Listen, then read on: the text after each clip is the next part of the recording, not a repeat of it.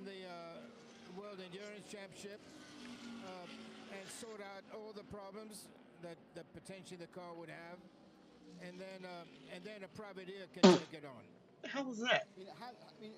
I get the impression this has happened, but have there actually been concrete discussions between yourself and Ferrari? No, not really. I've been involved with Ferrari for a very long time, so a lot of things are said, but unsaid. Giuseppe, thank you very much. Thank you.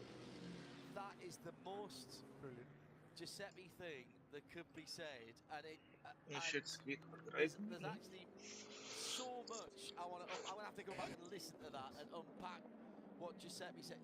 You hear how Giuseppe Risi talks. He wastes not one syllable, never mind one word. Measured is what Jeremy's just said in my ear. I thank you, Nick. Excellent Daytona CrowdStrike pit report. Asked the questions very politely. Giuseppe Risi considered, measured. That's very, very interesting. He has told us before that he would like to have that car. It seems that that continues. Let's see where that goes to. We've got a VP Racing update coming in a moment. Want to catch up on one or two cars that haven't had the best of fortune overnight. At one stage, only cars that had double numbers that were exactly divisible by 11 had been withdrawn from the race, and one of those was the number 66 Gradient car, the Acura. Declan Brennan is with us. Assess the situation, because the car qualified well with cat leg, it raced well with all three of your drivers. How's Daytona going to be when you do the wash-up? Oh, it is the one that got away, John. The car was great. We were very, very confident in terms of our strategy and the way we were reacting, and how we were proactive in terms of basically having a plan and working to that and not being worried. Even Kat at the start, I think I messaged you at the start, Kat, you know, in the crazy opening laps, and Kat got on the radio and said, if anybody wants to go underneath me, go ahead. I'm not playing these games. Not with 23 hours and 42 minutes to go. Either with red or green number panels. Yeah. She everybody was on script. It was fantastic. Didn't matter if we were 9th or 12th, or as long as we were on the lead lap, and as long as we were just. And then even Tatiana, who really impressed us. So what went wrong? Electrical. It's one of those. And you know, the irony is, and it seems to be always something that's never come up before. Which is, you know, it's something where you there's a lot of things you can't plan for, and there are things, and we found one or two bits and pieces that could have raised alarm bells on Friday night, which we attended to, and basically you belt and braces, but then this thing comes up. But I just want to say about with Tatiana in mind, it kind of is the larger picture about the Michelin, the tyre regulations. Yeah, I think they're sensational. I'll look you're not alone, by the way, in having electrical problems. A lot of teams have done. I'm led to believe, because Shea's just told me, so I'm not arguing with it. This will be the first DNF by an Acura here in this race in GT3. Let's quickly run through the rundown before we start. In fact, we're starting to get some pit action, but it is Porsche from Porsche Penske Motorsport by 10 seconds. Matt Campbell in the 7 from Tom Blomqvist, and the Whelen Engineering Cadillac, the red and white number 31. Then it's the Wendtaylor Racing number 40. But that's because we've just had a works car and 2 of the customer Porsches in 585 and 6 all coming in, all on the end of the lead lap. In LMP2, the battle continues between Air and Motorsport. Connor Zilic is being used up by Air and Motorsport. What a debut in LMP2 for the young former Mazda MX-5 racer, or still Mazda MX-5 racer, also going to be doing some Xfinity this year. He's up against Colin Brown in this stint. Well, Colin, we know everything about the CrowdStrike Racing by Algarve Pro Racing is now just 9.5 seconds back, with Pietro Fittipaldi in the Inter-Europol by PR1 Matheson in third. Pietro's done a lot of work as well in the second half of the race. In GTD Pro, we've got Alessandro Pagini for Risi by 13.5 seconds from Brian Sellers in the red, white and black Paul Miller racing car. And Michael Christensen in third is just off the lead lap in the 77 EO Racing Porsche. GTD Winward by 24 seconds, then a cracking battle behind the 57 with Vassar Sullivan and Aaron Thielitz in the number 12 Lexus, just 0.8 of a second away from Kai Cozzolino and the 296 Ferrari of AF Corsa, the number 21 car, and then just a second further back is Maxi Goetz for Korthoff Preston in the number 32 Mercedes AMG GT3. VP Racing in race update. Nick Damon, we'll take a quick catch up with you before we move on. Yeah, it's all been going on here. The key stops obviously were the 40 car, which is the Acura, the red one. How was my brother able to find a live stream? They took right side tyres. Just had the 31, the Win Energy Cadillac. That's coming, and that has taken 4 tyres, but not changed the driver. 4 tyres as well for the number 6, which is covering from that offer about an hour and a half ago. And any second now, we're going to have the leader, the number 7 car coming as well. The 2 customers' cars, I must say, were a bit out of my sight, but I do think they both took 4 tyres. Just exchange positions as well. Official retirement now with the Ford number 65 added to the retirements list as Nick Damon stand by for action. You've got the leader, the number 7 Porsche with you. In they roll in, and despite the fact that immediately tempted and out gets Maddie Campbell. So it's driver replacement. I haven't got the total memory of a Porsche helmet as young Shea would have, so I'll just say another driver got here. You'll find out soon enough. You'll trip the ID at the end of the pit lane. 4, no, sorry, just again, right side tyres only for the 7.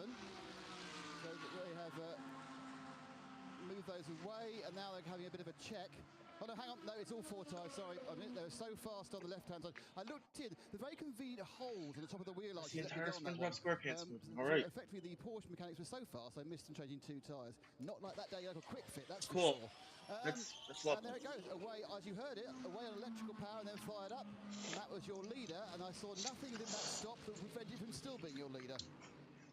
Oh, shit. Nick Damon in the pit lane.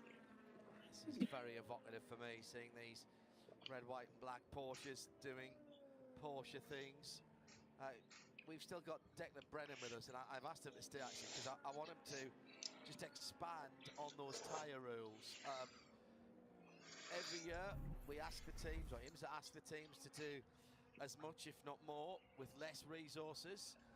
Tyres being a significant one. We had Michelin talking about that earlier in We got a lead change yet?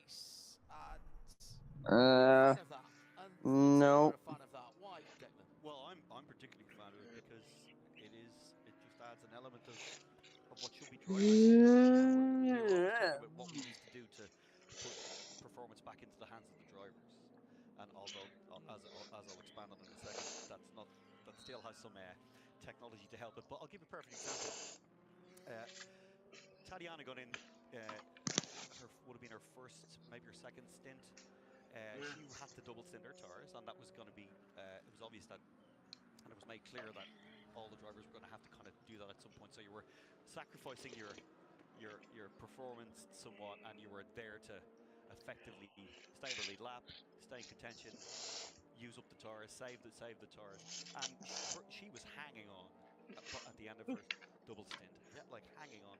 And obviously, Andrus was brilliant on the radio, telling her like, let's work with the traction control, let's do what we can just to but so there is some, but effectively you are still it's a driver skill issue. Is to you've got to do what, you've got to be able to. He's a skill issue, and I love it because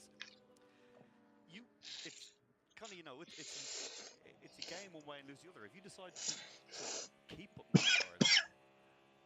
Oh shit! Come the end of the race, what do are you going to do? You know, you're going to, and this is Almost choked on a damn noodle. Of endurance, the drivers Oh. save a bit of fuel or save a bit of tyre. Fucking hey, absolutely. Shit. And I don't know if this is part of it or not, but a little cameo from about 2 hours ago, when the 7 Porsche with Nasser in it came in, and the 31 came in 4 seconds behind. Yeah. Matty Campbell got in and Aitken got in, and they came out 4 seconds apart. And Aitken, within 2 laps, had the lead down to under a second, and it wasn't traffic. Yeah. And I'm in my head, I'm thinking, okay, is the Porsche taking longer to get up the temp? Yeah. Did they put old tires on? Yeah. It's all the stuff that the things you don't necessarily know. And I'm just wondering whether or not, if we have like a money dash at the end, of, you know, if everybody comes in with a couple of laps to go and puts on fresh tires, then does it become a case of whose tires get up to temperature fast enough? You know, who's willing? And here's the Jorge Lorenzo thing: are you willing to push harder on cold tires, knowing that somebody else won't? That was Jorge Lorenzo's mantra. Okay. As much was because he had the ability to push harder on cold tires. We said our best to Andrus and the rest of the team. He's packing up down there right now. He's probably listening. Look, it's the roll of the dice. Sometimes it's called endurance racing, not endurance winning.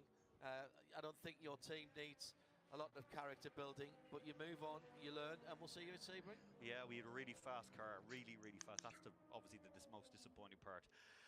I think it just kind of, you know, it just heightens up the desire to the expectation. Well, more the desire to show what we actually can do at Sebring. Yeah, absolutely. See that, Declan. Best of the team. Oh, my pleasure. Captain, Shayna, and the rest. Declan Brennan from Gradient Racing. Let's go to Shay Adam in the pit lane.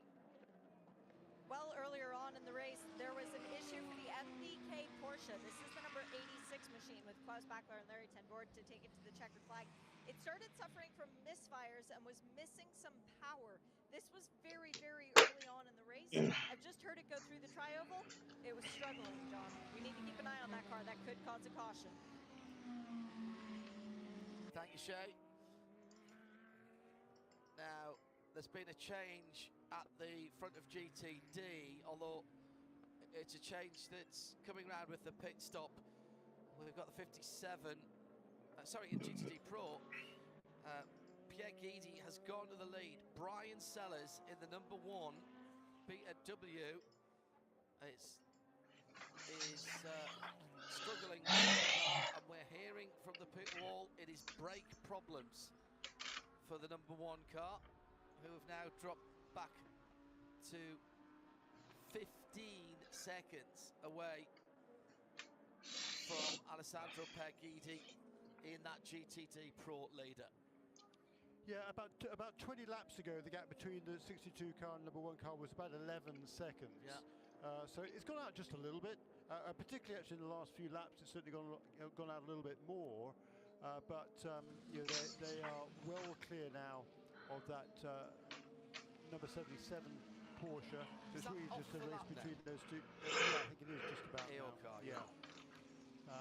But the BMW's been running very similar speeds to the Ferrari up front, and we'll just have to see what the next couple of laps, see what they bring, whether Sellers loses any more time. We lost a couple of tenths on the last lap. See what happens this time around as well. Well, I think what's happened this time around, Jeremy, is that they're going to come into the pits because most of the team are on the wall, and there are 2 very, very nice, fresh rotors, pads, and calipers. Dry brakes will be pretty quick installation. You'll see one of these super fast changeovers, hopefully. So the 1 car, they're waiting for it to come in, and if they're losing time every lap, there's no point really extending it unless they're very much on the edge of a certain number of fills to get to the end if we run to the green. The Lollipop Man is getting ready to go in full Willy Wonka fashion, and we'll have him when they come in. I'll have a chat. That's Brooksy apparently. Okay, well there we are. So he's you can use his imagination. There we are for Lollipop. I've just realised I've conflated 2 films, haven't I? Because Lollipop Land is the Wizard of Oz, and obviously I was doing Willy Wonka, so I'm going to have to go and revise my sweet-based songs from films. Very disappointed in you, Nick. On that Yes, extremely disappointed. Need to come in right now, but I think what they're doing, they're coming in now with 2 hours remaining. I think from here they can get to the end of the race with just one more a couple pit stop. more seconds. And as they're starting to find brake issues, 2 hours to maybe they go. feel it's not worth waiting They for. didn't come in, did they? They haven't come in this time, but they are ready with a new set of brakes for that car. Hello to Terry Murphy in Canada. GTP here can't be this week. He's just started dialysis, and we feel for you, Terry. We have some experience of that in the family, so listening at home, all the best, mate, and hopefully you're feeling better soon. Glad we've been able to keep you in touch with what's going on in sound and vision. 70 Fahrenheit out there at the moment in the air. That is about 21 Celsius. Slightly more toasty, 30 Celsius, 86 Fahrenheit on the track. As here comes Brian Sellers and the Paul Miller BMW to a new set of brakes and Nick Damon. And obviously he much prefer me than the new set of brakes. Okay, so the car now comes in. All of us suddenly realise this car's got brake problems. So all the big media people took 4 steps back, thinking it might actually stop on its marks. It's got brake issues. Meandering around the back, just have a look at this damage on the rear right. There is not an awful lot left of the rear valance, you'd say, on that right-hand side. Just going to show you it's not as aerodynamically important as you think it is. And they kind of used all the air by the time it gets back there. And I have to say, I'm not very impressed with some of the tank tape work. Okay, first disc is off on the right-hand side. These are absolutely amazing. You think about the time it takes to... I did brakes and discs on Ash's car, which is in our Bath. It took the pair of us 4 hours to do it. This has taken them, approximately about a minute at most, because they have what's called a dry brake system. That's brake B-R-E-A-K, not B-R-A-K as a brake would be. What it effectively means is you haven't got to go through the whole bleeding process. You just disconnect the cable, put a new one in, and when you reconnect it, you keep the brake pressure. 5 followers. 5 viewers. Holy shit. Like doing that. Interesting, the fuel's still going in, so I think they may have actually got those brakes done. Not far off. I already had one viewer say hi. How about the rest in the chat? Give me your greetings. Incredibly expensive. That's all part of motor racing at the highest level.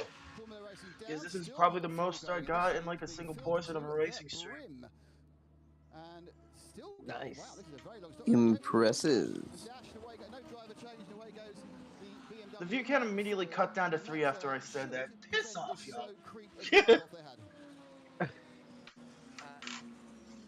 whilst Nick was watching the brakes, there was a new driver in that car as well. Brian Sellers got out. I acknowledge y'all, and you're gonna do that shit to me? Come on, man. You're better than that. As the car is weaving left and right to go through the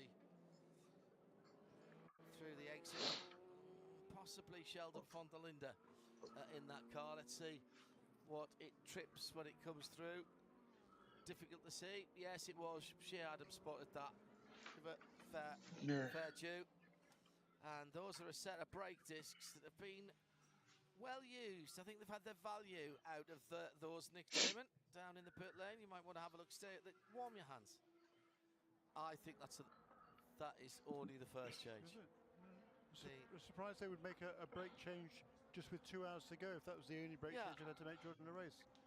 Oh, it's strange to me. Just hearing they did one about 2 a.m. in the middle of the night as well. Sorry, I missed that one. Oh, wow. So they did 12 hours on the first set and only 7 or 8 on the second. That's curious.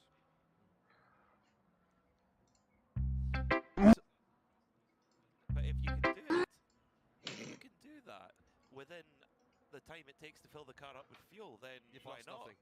It's incredible. Which they didn't, I don't think. I'm pretty sure. They did. Yeah, they did. They had the front brakes off and the front tyres on, and then they did the rear tyres. Actually, if I'm gonna be generous, I should really have just said 4 that time. Nick's just telling me there's because very I'm uneven keeping track of because I'm keeping track of the stream on my phone because it's delayed like shit. That's not good. No.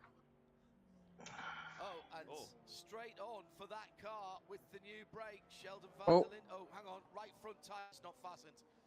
Oh yeah, Vanderlinda's got problems. Oh shit, that tire. That has not been correctly. Dutch Vanderlyn. My guess there is the brake disc hasn't been seated properly on that right front.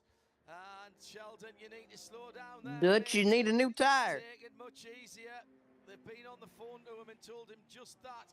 He was in grave danger there of shedding the right front wheel, and it's still hanging on right on the end of the spindle. Now it pops back in as he's come down onto I mean, it the was apron. like... This is a disaster for Paul Miller Racing, who've been in the top 2 or 3 for the whole of the GTD Pro race, and that will be doing some damage to the hub itself. Nick Damon hasn't moved that far. Van der Linde back into the pit lane. Right front, Nick, is where the problem is. And they've hopped over the wall. They're not looking at anything else. The right front is off. Oh, some kicking. Yeah, I think you're right. There may have been a seating issue with the disc, John. Yeah. And that's been the problem. Now, yeah, they're having to come out with some bolts and screws to get that. Because what happens is they've actually got 2 bolts which effectively attach the disc in, which is then keyed on with a kind of a star key all around it. So you get lots of grip, obviously, to do the braking. But obviously, if it's kind of you have the hub, and then you have the brake, and you have the rotor, and then of course eventually that then comes onto the nut in the back of the wheel, and if one's placed too far out, it means that the single hub, the central hub, won't actually lock when it gets turned in. So they dropped the nut, which is never good. So obviously they must have thought they all won. And of course, it's quite good practice. Oh my god, dude!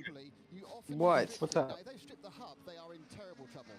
Bro, how are you? And it's a very long process getting the whole hub off. So hopefully that's not. I feel bad for them, but holy shit, this is comedic as shit. I think What? They're not able to get the thing on. They're not able to get the. Oh wait! Oh! It's stuck. The wheel's stuck on. Like not. That's beautiful. Somebody's getting fired after the race. I'll tell you that much. Now the gun's stuck. This may be the last tire they could change. Correct. They can't get the. They can't get the gun off because it's gone so deep. Yeah, it's cross-threaded it effectively. It's gone so deep onto the. I think they got it. Onto the hub. Okay. And they've cross-threaded. It's been fouling the wheel. I tell you that right. Is not good, Nick. That's not good at all. That right front, if it works, I don't think that right front's coming off for the final 2 hours. The one that's done is a beautiful score mark. It's down on pressure as well. So right. If you look on the inside the alloy, it's basically been sitting at the wrong angle. It's actually ground away the inside of the alloy wheel. That obviously meant there's no way that you're going to have the air kept in the tyres. It's leaked from inside from the wheel out rather than a puncture on top. Effectively what you're saying here is the disc, because the wheel has come off, the disc has machined out a groove right through the wheel rim. Yeah, the caliper being the highest point we've done it, but absolutely right there, John. Oh my god. Oh my god. That's it. Things aren't good for Van der Linde and Linda. Yeah, that's shit. I did not like that front wheel. It looked like there was an issue there, and Sheldon van der Linde, he's going very quickly into the kink here. He really needs to slow down. I suspect that right front wheel. And he's gonna go off the track again. I was gonna say just watch. He's down at the far end of the circuit now. This team's probably cooked it. This is very worrying indeed. They cooked it after they had trouble trying to put on the tire. That's when the shit started. Yeah, even putting on the brakes rotor. Changed that rotor. They couldn't get it to seat properly. There's 2 pegs on which that has to seat. Yeah. The wheel goes on, it holds it there. Van der Linde back up to speed again. Oh my goodness. He's at least 2 laps behind now the Ferrari. I think 3 laps behind the Ferrari. So they're very, very costly. And most unfortunate for that Paul Miller Racing team. Boy, what a season they had in 2023 with 5 wins, dominant championships. They swept the board. They won the Sprint Series. They won the Michelin Endurance Cup. They won the overall championship. You name it. I actually no, excuse me. They didn't win the Endurance Cup, did they? But they won everything else. And it was a brilliant year. And it was looking so good here. Boy, they've had a wonderful 22 hours. But with 2 hours to go, I think it's got to be. Is that the 7 that just passed by him? At the front of the field, it's been fascinating. Since the last round of pit stops, which got about 10 laps. Yes, 3 laps. Between 3 the laps 2 down. leaders, the gap came down from about 8 seconds, or almost 10 seconds it was before the round of pit stops, down to less than 6. But over the course of the last 4 laps, has extended again. Felipe Nasr clearly got the message. He's edging away now again from Tom Blomqvist. Felipe Nasr. Well, the only remaining Acura. Or no, Felipe Nasr. Slipping farther and farther back here at a pretty rapid rate. 26 seconds now. 27 seconds across the line to complete lap 730 behind. And a big gap back to the 3 Porsches. Jimmy Bruni and Phil Hansen were exchanging positions after the round of pit stops, but lately Jimmy Bruni has got back past Phil Hansen, and Phil Hansen also has been passed on this last lap by Nick Tandy, who continues to charge hard in that number 6 Porsche. So the 2 Penske Porsche Motorsport entries are looking very, very strong at the moment. Nick Tandy has got a fair bit of ground to make up on his teammate who leads the race, Felipe Nasr, following that error by Philippe on the out lap a couple of hours ago, but he is absolutely flying. Let's go to share Adam for a quick update from what's been happening at her end of pit lane. Just had 2 LMP2 stops that were caused by damage. Riley came in, changed the tail section on the number 74, did fuel and tires while they were here. And the number 8 for Tower Motorsport came in. Freddie Habsburg brought the car in with some serious right front damage. The headlamp was actually pushed well in. Good thing Tower had yet another nose. They put that on. They put Scotty Mack behind the wheel, sent him out with 4 new tires and a lot more fuel. Oh, brilliant bit of remembrance here from Daniel Priest at the 2022 Nürburgring 24 Hours. Sheldon von der Linde had a front spindle failure in the Rover BMW that sent them in the wall and out of the race. Maybe Spindles and Sheldon don't get on. I had forgotten that. I tell you what, he'll be spitting in that car. Nick and I just, while Shea was talking there, passing backwards and forwards over the intercom, wondering if perhaps there's some damage to either the wiring for or the ABS sensor itself, because they're still locking up that right front wheel at every opportunity. That is not good news for that car if it's going to get to the end in an hour and 50 minutes or thereabouts. Aero Motorsport into the pit lane. This looks entirely regular as far as the stop is concerned. Shit, Adam might be able to confirm. It is entirely regular and entirely planned, because Christian Rasmussen is getting in behind the wheel, taking over for Connor Zilic, who must be dead by this point. And Christian is expected to take it to the checkered flag. Also into the pit lane, the number 57 Windward Racing Mercedes. Bill Ellis has gotten out. Daniel Morad has gotten in. Down with Paul Miller Racing, and it's Brian. So Brian, motor racing is a harsh mistress, isn't it? It's all going well till it doesn't. Can you first of all tell us why you needed to come in to change brakes so near the end of the race? Well, we ended up somehow with a significant more amount of pad wear than we expected. It looked good all day, but maybe in the heat, we started to deteriorate the pad material. So basically that whole final stint I did was on no pad at all, like so much so that we cracked the rotors. Then we came in, tried to do the change, and I think it looks like maybe something happened with the right front. Obviously, that's what sent Sheldon off. And then when that happens, you have ABS failures and faults and lamps that set the whole system into shock. So it's just, yeah, it's frustrating. Just for our own records, you had already changed the pads once, hadn't you, in the middle of the night? Yeah, we had. And this is not a new problem for us. We've had this before. We've had it in the shorter races and shorter endurance races, sorry. So we thought we'd had it fixed, but apparently not. It's something that we've spent a lot of time looking into, but seemingly need to spend a little bit more time. So our feeling is that to get to the end of the race, you won't be able to change that front right tyre, will you? That'll have to run the whole 2 hours. I hope not, because I don't think it was new to begin with. But yeah, if I was a betting man, I would say that's the case, judging by the way they had to lock that thing on there. So, right now it's just about trying to finish. You mentioned ABS problems. We saw the wheel is locking up. So currently, is there no ABS on that wheel or no ABS on any of the wheels? Is it losing one take the whole system out? No, we were able to reset it. We had to try a couple times, but eventually we got it to reset. So it looks like at those lap times, I would say the alarm lamp is out now. So I think we're okay. So now we just got to see if we can milk the thing for a podium, right? Because there's obviously no, at this point, multiple laps down to second. There's no chance for that. So just focus on trying to spray some champagne, I hope. That's it, Brad. I really hope you make that podium. Thanks, Brian. Yeah, thank you. Very informative. Yeah, Brian's always that way, isn't he? He's very honest and very.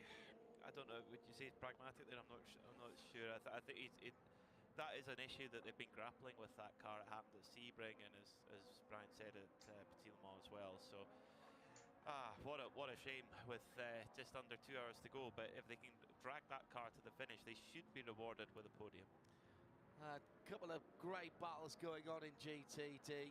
That was one of them. Kai Casalino now 30 seconds ahead and more, 47 seconds ahead of Daniel Morad in second in GTD. It's a decent gap as well in GTD Pro, where Michael Christensen has just taken over Rexy, which means the outcoming driver can talk to Shea Adam.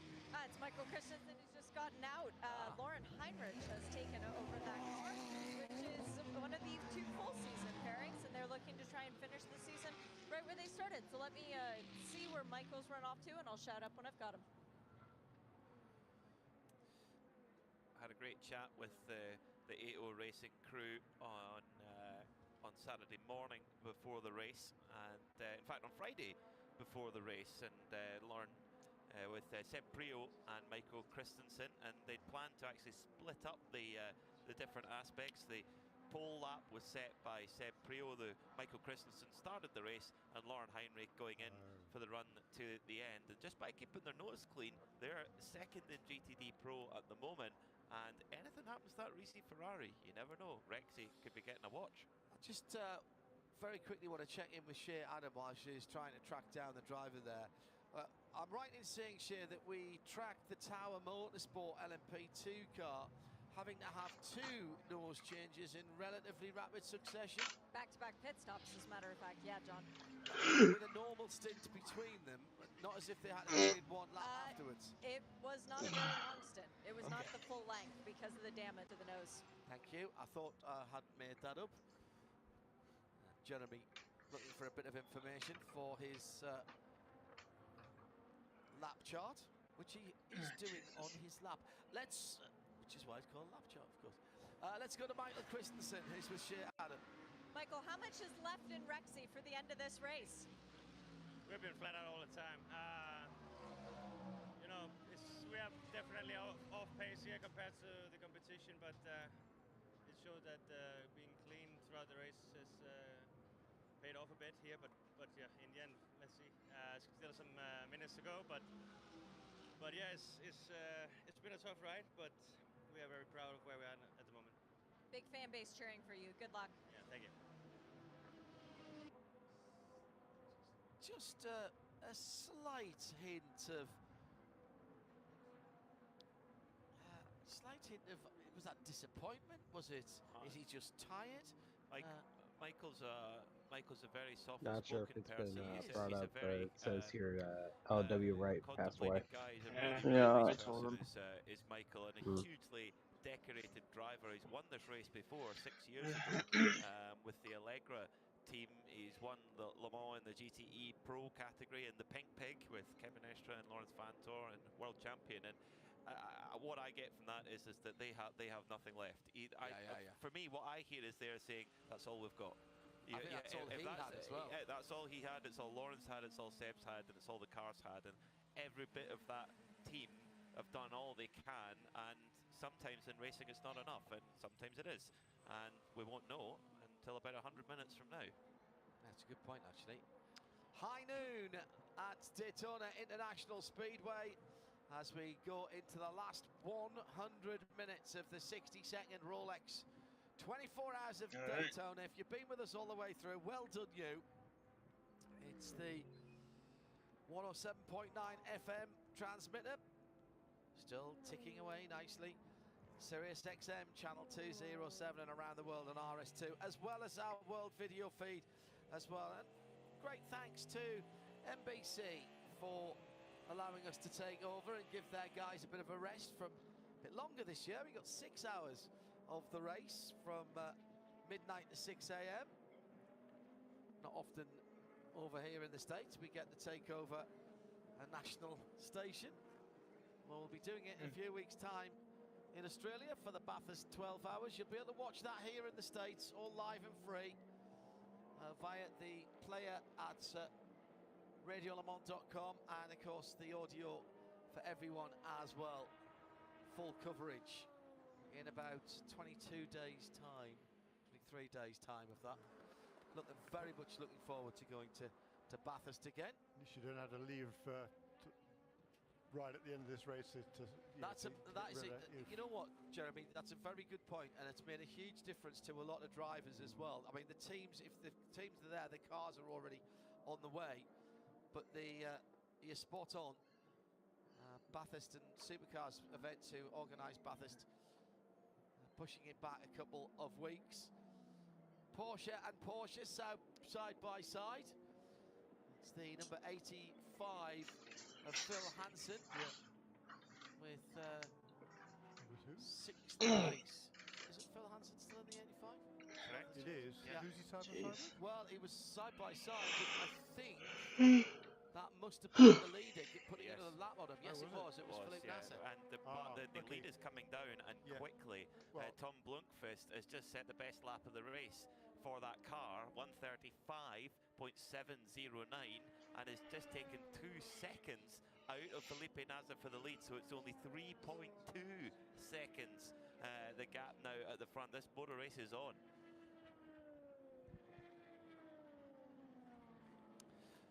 So, an hour and 38 minutes to go here in the 60-second Rolex 24 at Daytona, and too close to call, Jeremy, with especially with the 31 Cadillac charging.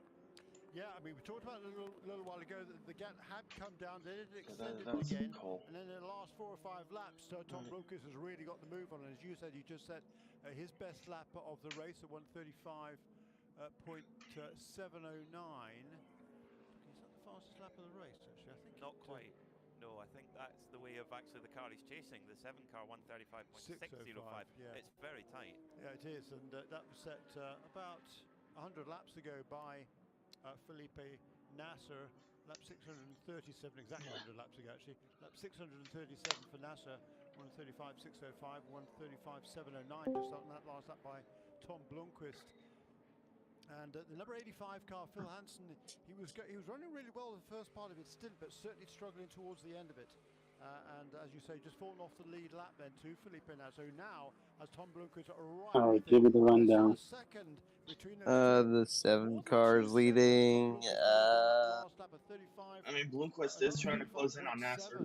For Blunkvist, wow, Any order on like the Porsches? I think The Porsches, one of them's first, one of them's fourth.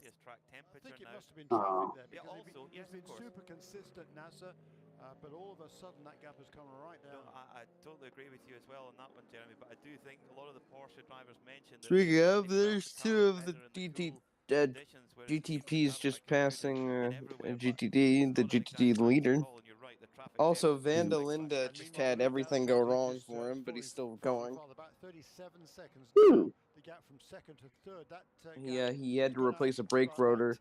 Didn't get on there good. Then the wheel didn't get on there good, and he lost at least 2 laps trying to fix things. So now you can see in GTD Pro, there was only 1 car on the lead lap. Yeah. Alright, I just want to check roll stop. Just let me know if a Porsche wins the thing on that. To the Right. pit end of things, where he stumbled upon a problem with the number 3 Corvette. Yeah, I did. I have literally stumbled as well. The 3 Corvette. Now it gets on, and I have no idea what that was. So the number 3 Corvette pulled off and then stopped halfway off the apron and had to be pushed back to its apron. Nobody did to it. Maybe it was a kind of a bit of a reset, but it's now underway. So that caused a bit of concern, didn't it? Let's take an interview now from Nick Damon, who has got Kai Cozzolino, who's been plying his trade with some aplomb, Nick, over the last 18 hours or so. Kai, it's all smiles because less than 2 hours ago and you brought the car in the lead. It's, you know, let's not count you, but it's been a great run for you personally. Yeah, I mean, everything is going under control until now. Our target was really to survive until the last 2 hours, so we really nursed the car, saved fuel, and now I went full banana. Full banana. And we were P1, yes. But I lost about 10 seconds because the gear got stuck in 2.5. Thank God we got it back in gear, so just keeping fingers crossed until the end of the race. How much has the car changed over the course of the 22 hours so far? Yeah, we set the car up exactly for these last 2 hours, so, you know, we know that track evolution was going to be key, rubber, so we set the car that we could be faster. Maybe in the night it was not fantastic, but everything is really thanks to all the Air Force guys. For me, it was my first Daytona, but Simon, Miguel, Francois, really, they taught me how to race this circuit, and I'm so grateful for everyone. Thank you. Well, congratulations, mate. Back to the front of the field, John. Because the lead is down to just on 2 seconds. It's gone up. That's gone up. To 2 it was seconds, closer yeah. than that, yeah. So the Bloomquist had carved quite a bit of time out of Nasser there at the front of the field, but it seems like the traffic has sort of ebbed and flowed back the way. Nasser 0.3 of a second quicker than Blomqvist last time by, but mind you, just in Sector 1, Blomqvist has taken it straight back again. Yeah, fascinating duel between these two. I'm wondering whether Nasser lost a little bit of time actually getting past the lap car of Phil Hansen, what is now the lap car of Phil Hansen. Because Hansen, of course, wouldn't want to go a lap down in that JDC Miller Motorsports entry. Well, they're desperately trying not to, aren't they? They were. They've Unfortunately, everything they did. can. But I'm wondering whether that was a little bit costly for the race leader. So there's a couple of laps there where he was in 37 and 38 on lap 738. That's the lap on which Tom Blucas narrowed the gap just to just a few car lengths.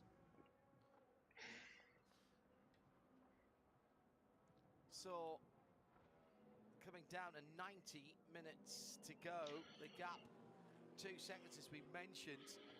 I'm absolutely fascinated, gentlemen, by the way this race has ebbed and flowed through the daylight hours. Yeah, I would have liked to, lovely though they are, I would have liked to have seen slightly less of the Cadillac safety cars. But when we've had these long runs, it's fascinating, as I say, to see the swing of the pendulum from one manufacturer to another. It looked for all the world, Jeremy, earlier on, that the 31 Whelen Cadillac was running away with this. As the temperatures have come up, as the clouds have cleared, they're not having everything their own way. Porsche came back into it overnight. Yeah.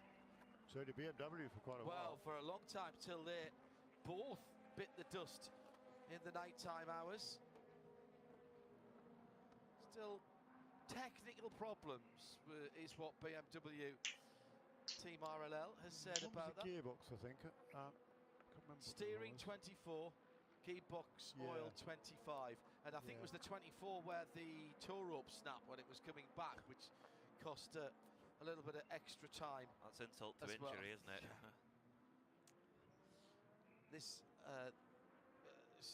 power steering, of course, nowadays is electrical, so that's electrons rather than fluid that weren't doing what they were meant to do. And those electrons get a mind of their own, that's when you're in real trouble, isn't it? Or when they start leaking electrons, just as bad as leaking fluids. It's a world I couldn't possibly understand. Game on at the front of the field. Tom Blomqvist, this is a quick lap from Blomqvist. He's looking good on the splits as they come up towards the start-finish line. And indeed, he's just taken another 0.3 of a second out. The gap is down to just on a second. Bit of clear road in front of them for a couple of corners if they can go by the right car. Here's the Porsche down the inside for Felipe Nasser. He gets through in the international horseshoe. Every time I see that right Porsche, the number 120, who dutifully moves to the right-hand side and allows Blomqvist through, that's actually really good driving. Just had to move car's width to the right-hand side, knew he would go through. I like to say that, but every time I'm sure he got the call from upstairs. Yeah, I'm sure. Yeah, Spotters. You've got the leaders. Don't mess it up. Yep. Spotters are so critical in this race.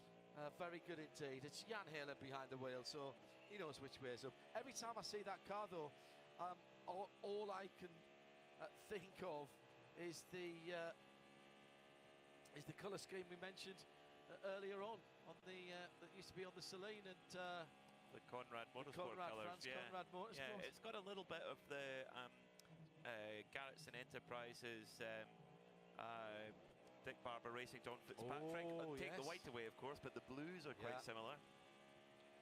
Down to a second then at the front of the field. The chase is on as we go under 90 minutes. We won't be changing ends at half-time. This is a run all the way to the checkered flag now with a little high cloud, but not much as I look out over the beautiful sight of Daytona and still that packed infield where the support racers were on either side of the paddock, now taken up with even more cars. Haggerty have taken over where the Mazda, the Whelen Mazda paddock were. They were packing them in there this morning. Gap down to 3/4 of a second. Bloomquist takes another 10th out of Nasser for this battle for the lead. What a showdown this is between two of the top prototype race drivers in the world. Nasser, the ex-Formula One star, and he's right. There's no gap between them now. Bloomquist is right on the tailpipe of the number 7 Porsche of Felipe Nasser for the race lead. Nasser with 20% of his energy remaining. Blomqvist with 15. They accelerate up through the gears, 100 miles an hour, 120 miles an hour. My goodness, they pick up speed so quickly, up over 150 miles an hour, now 170, 80, getting up towards 200 miles an hour before they break for the Le Mans chicane. And the gap is down to visual. Don't get the stopwatch out for this one. Target acquired by the young Brit with the Scandinavian name. Yeah, and still pulling away from Louis Delatraz's accurate at a second per lap. And more, actually. Wow. Delatraz due into the pit shortly. He's almost out of fuel and energy. Jimmy Bruni in 4th, down at 10% as well. Tandy down at 10%. That's the 6 cars, the one that has had the issues. And he's in the pit lane. They're not risking it this time on those stint energy levels. That should be one stop to the end for them. One more stop. One more stop, yes. One more stop to the end for the number 6 2 45-minute stints from here, and I think they can do that. You're right. With the way things sit right now, the number 6 Porsche Penske Motorsport machine would like a caution to bring them back into the picture, and then they've got the pace to fight, no question about it. They're right there, but he's there. Who wants at the front? Well, we almost don't want to caution because this is just such a good battle to watch. We're being selfish. Delatraz in the pit lane. Time, with an hour and a half to go now. This is hammered down. What have you got? Delatraz on the pit lane, getting full service. We'll keep an eye on the front of the field, as that is a brand new set of Michelin medium compound tyres. That's all you can use now. There was the option of overnight, there was the option of soft tyres from 7 o'clock last night till 8 o'clock this morning. I don't think anybody actually used them. We'll find out after the end of the race. I did not see any of the red stickers on the sidewalls in the stints that I did. Here comes Blomqvist. Joe Bradley. Yeah, we were looking at this car's pace and thinking the car may have dropped pace since the sun came out. However, that really showed well against the Porsche. Blomqvist will stay at the wheel of the car for this one. He's getting, brand new sticker tyres from Michelin going on every corner of this car. Fueling going in. Team just preparing the windscreen by pulling a tear off. Fiddly when you've got mechanics gloves on, need your fingernails. Bit of rubber pickup being pulled out the ducts at the front. Fueling still going on. Thumbs up from the back.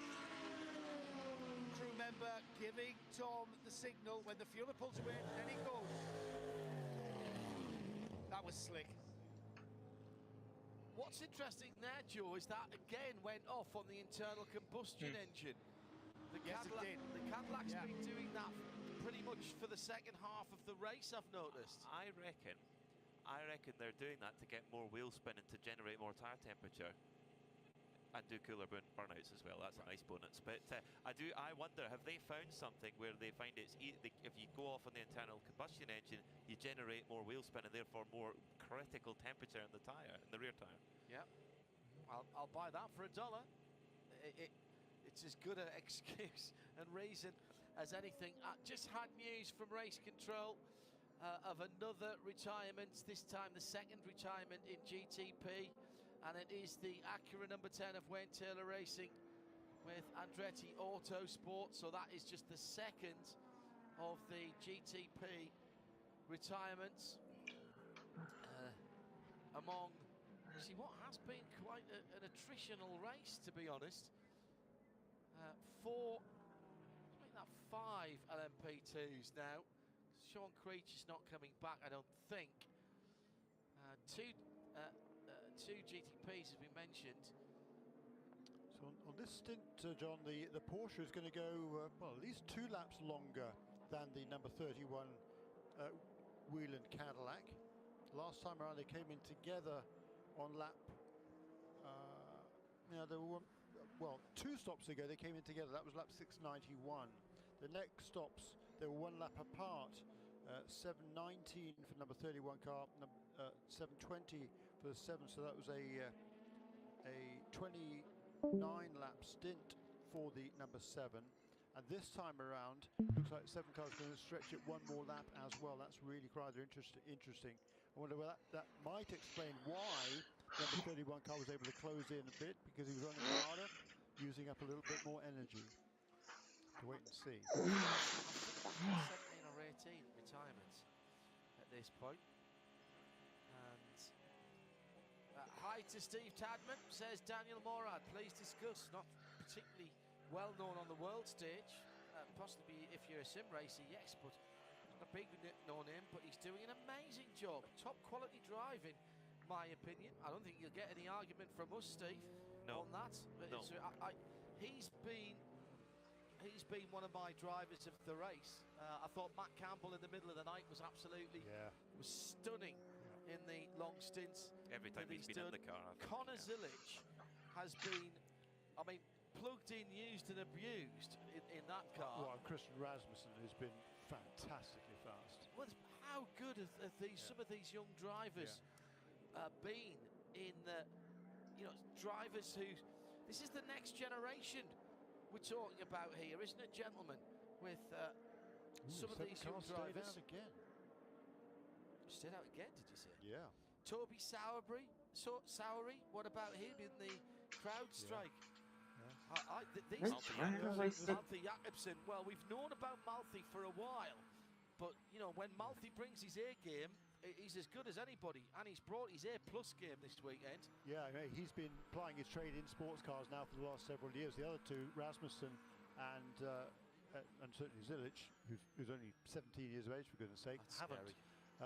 Rasmussen drove with this team last year, was very, very impressive. They knew they wanted him back again, and he went. He's a star. There's no doubt about it. Yeah, he won last year's Indy Next Championship. He won the USF 2000 Championship in 2020. Back to back, he then won the USF Pro 2000 Championship, and then last year he won the Indy Next as well. So here's a guy who is clearly on the rise. He can be driving this year in the NTT IndyCar Series. Watch out for him. Joe Bradley has the leader in the pits, finally. Yes, he's finally come in. He's not listening to Jeremy at all, is he? I'm going to tap him on the shoulder. He's not getting out of the car, though. We're going to see no driver change on the number 7 Porsche. And tyres already done and dusted, just waiting for the fueling. It's all very slick, and you know what? You can lose this race in the pit lane, can't you? And these guys are not prepared to do that. It's fairly standard. Joe Bradley keeping an eye on it. That car goes out on electric power, and then the so we're still gonna have that match. V8 All right, turbocharged cool. engine kicks in. 7 car actually. Had too many dings and scratches on it. They've looked after it well. They've looked after it very, It's very another well. part of it, Pete, isn't it? Let's be honest. Yeah, no question about it. No question. Matt Campbell, Felipe Nasr, Joseph Newgarden, and Dane Cameron, the quartet there. Saw Joseph Newgarden at catering the other day, where we had fried chicken. But Joseph just walked up to it, looked at it. It was very tasty, wasn't it? And you could just see him going through his head, going, "That's BOP ballast on a plate right there." And he asked, could he have some grilled chicken instead? Which, of course, the great team at Apex Catering did oblige. Of course they did. So I think that's the only difference really between Joseph Newgarden and us. I think we eat fried chicken and he doesn't. I actually had the cod that night. It looked nice too. It was very good. That was Friday evening, wasn't it? Yes. So he was thinking, that's half a tenth. Yep. Maybe can treat himself after the race. For a moment, number 31 scored as the leader, but only for a moment. Felipe Nasr goes through. I don't think so, John. I've just seen the change on the screen. That was a timing glitch. Okay. Because the number 7 car stayed out much longer, and he was better part of a lap ahead. Number 31 car certainly didn't lose that advantage, so it's a little glitch there on that timing system. But yeah, as they came across the line last time around, with this number 7 car going out of the pits, there was a 30-second gap between them. That won't be reality. The brilliantly named Speedy McSpeeding says, I'm wondering why I've just watched the 62 Ferrari racing go by the pole-sitting 77 Porsche, like the 77 was a Miata. Do you guys even know how to BOP, bro? Well, Speedy, the BOP for this race was set by the manufacturers. IMSA. Oh, there we go. Not do it, as we have the pass for the lead, side by side. Oh! Across the side by side round the triage. Oh shit! And Blomqvist knows how to get it done round the top side. And that was so did one to the stuff. lead. And the oh shit! Run big lock up from the Porsche in second. Nasr somehow And gets it so did one slows down. first in GTP and then the entire race as a whole. Of the first hairpin. And this is the difference with Blomqvist is on. His tyres are up to temperature and pressure. Nasr's aren't yet, clearly, because Blomqvist was able to pass him very easily there, or relatively speaking, shall we say, and moves into the lead of the motor race. Really interesting stuff at the front of the field. Cat and mouse. Now, what's fascinating for me... He came from a long way back. He's in the draft. And I think Nasr kind of knows what he's got to do. He goes to the high side past the Iron Lynx car, and that is just grunt and aero. Then they had to split pass. I think that was the Triassic car, wasn't it, that they went by. And once he gets ahead, you think, well, just more grip. Felipe's got to just ease off a little bit. He wasn't prepared to. May have done some damage to his Michelin tyres. A bit of side drafting as well. Then they had to split round the 296. Fabulous. Yeah, just more grip for the Cadillac. With those couple of laps warmer and up to temperature and pressure tyres. Also see what happened when the Cadillac came right back in front of Felipe and Nasr. Nasr just had massive aero wash understeer. Yeah, definitely. What's fascinating for me is that Tom Blomqvist is the effectively third driver in that car. He's here for the endurance races, whereas Jack Aitken and Pipo Derani are the full season drivers. So, what do Action Express do here with this Wayland Cadillac? Do they leave Blomqvist into the end, or do they put either Derani or Aitken in at the pit stop? So, vibration on the new set of tyres being reported by Felipe Nasr before the lockup. So is this a set of used tyres? No, they were brand new. They were brand new when they went back on. Yeah, they've all used up all their tyres they had to use up. They're all fresh tyres from here to the end. Well, 99% sure of that. They've been kept in a locker with a security code going, you're not touching them until the end of the race, guys. The only question is, have they been just sort of scrubbed for a lap or so, perhaps, just to get the edge off them? But I think we've seen from our CrowdStrike pit lane reporters that they're putting on absolutely brand fresh tyres. It was Joe, and they were shiny, brand new. Yep. There's a battle again in GTD. It's now for second position, with Michael Grenier moving ahead of Miguel Molina and Albert Costa. So Mercedes ahead of two Ferraris, who are really running strong at this stage of the game. And Parker Thompson in number 12, Vasser Sullivan Lexus. He's been elbowed back now to 5th position in the class. It's happened over the course of the last relatively short period of time. What we are looking at now are, I kind of don't like this term, but it works. These are the money laps. These are laps that count. And it was Kai Cozzolino about 45 minutes ago, talking to our CrowdStrike pit lane team, said, it's all been coming to this. We've set the car up for the last 2 hours. You look at the weather forecast, Peter. You look at what the track temperature is going to be, and that's climbing. Already 35 Celsius, that's 95 Fahrenheit. In the same way as in my keys to the race, Porsche keys to the race for Sebring, it will be get to the darkness and have the car do its best work in the dark. This is have your car do the best in the heat of the day, and those who've got it right here are reaping the benefits now. Car in with Nick Daly. Yeah, it's a full service. They've also saved their tyres at the end, but they've changed drivers. Colin Brown's got out. Didn't obviously a bit of a distance since he's got in, but it's interesting because you thought Colin might be someone they take it to the end. Nope, he's out, and away goes the orange CrowdStrike car, and that's a CrowdStrike report about the CrowdStrike motor vehicle.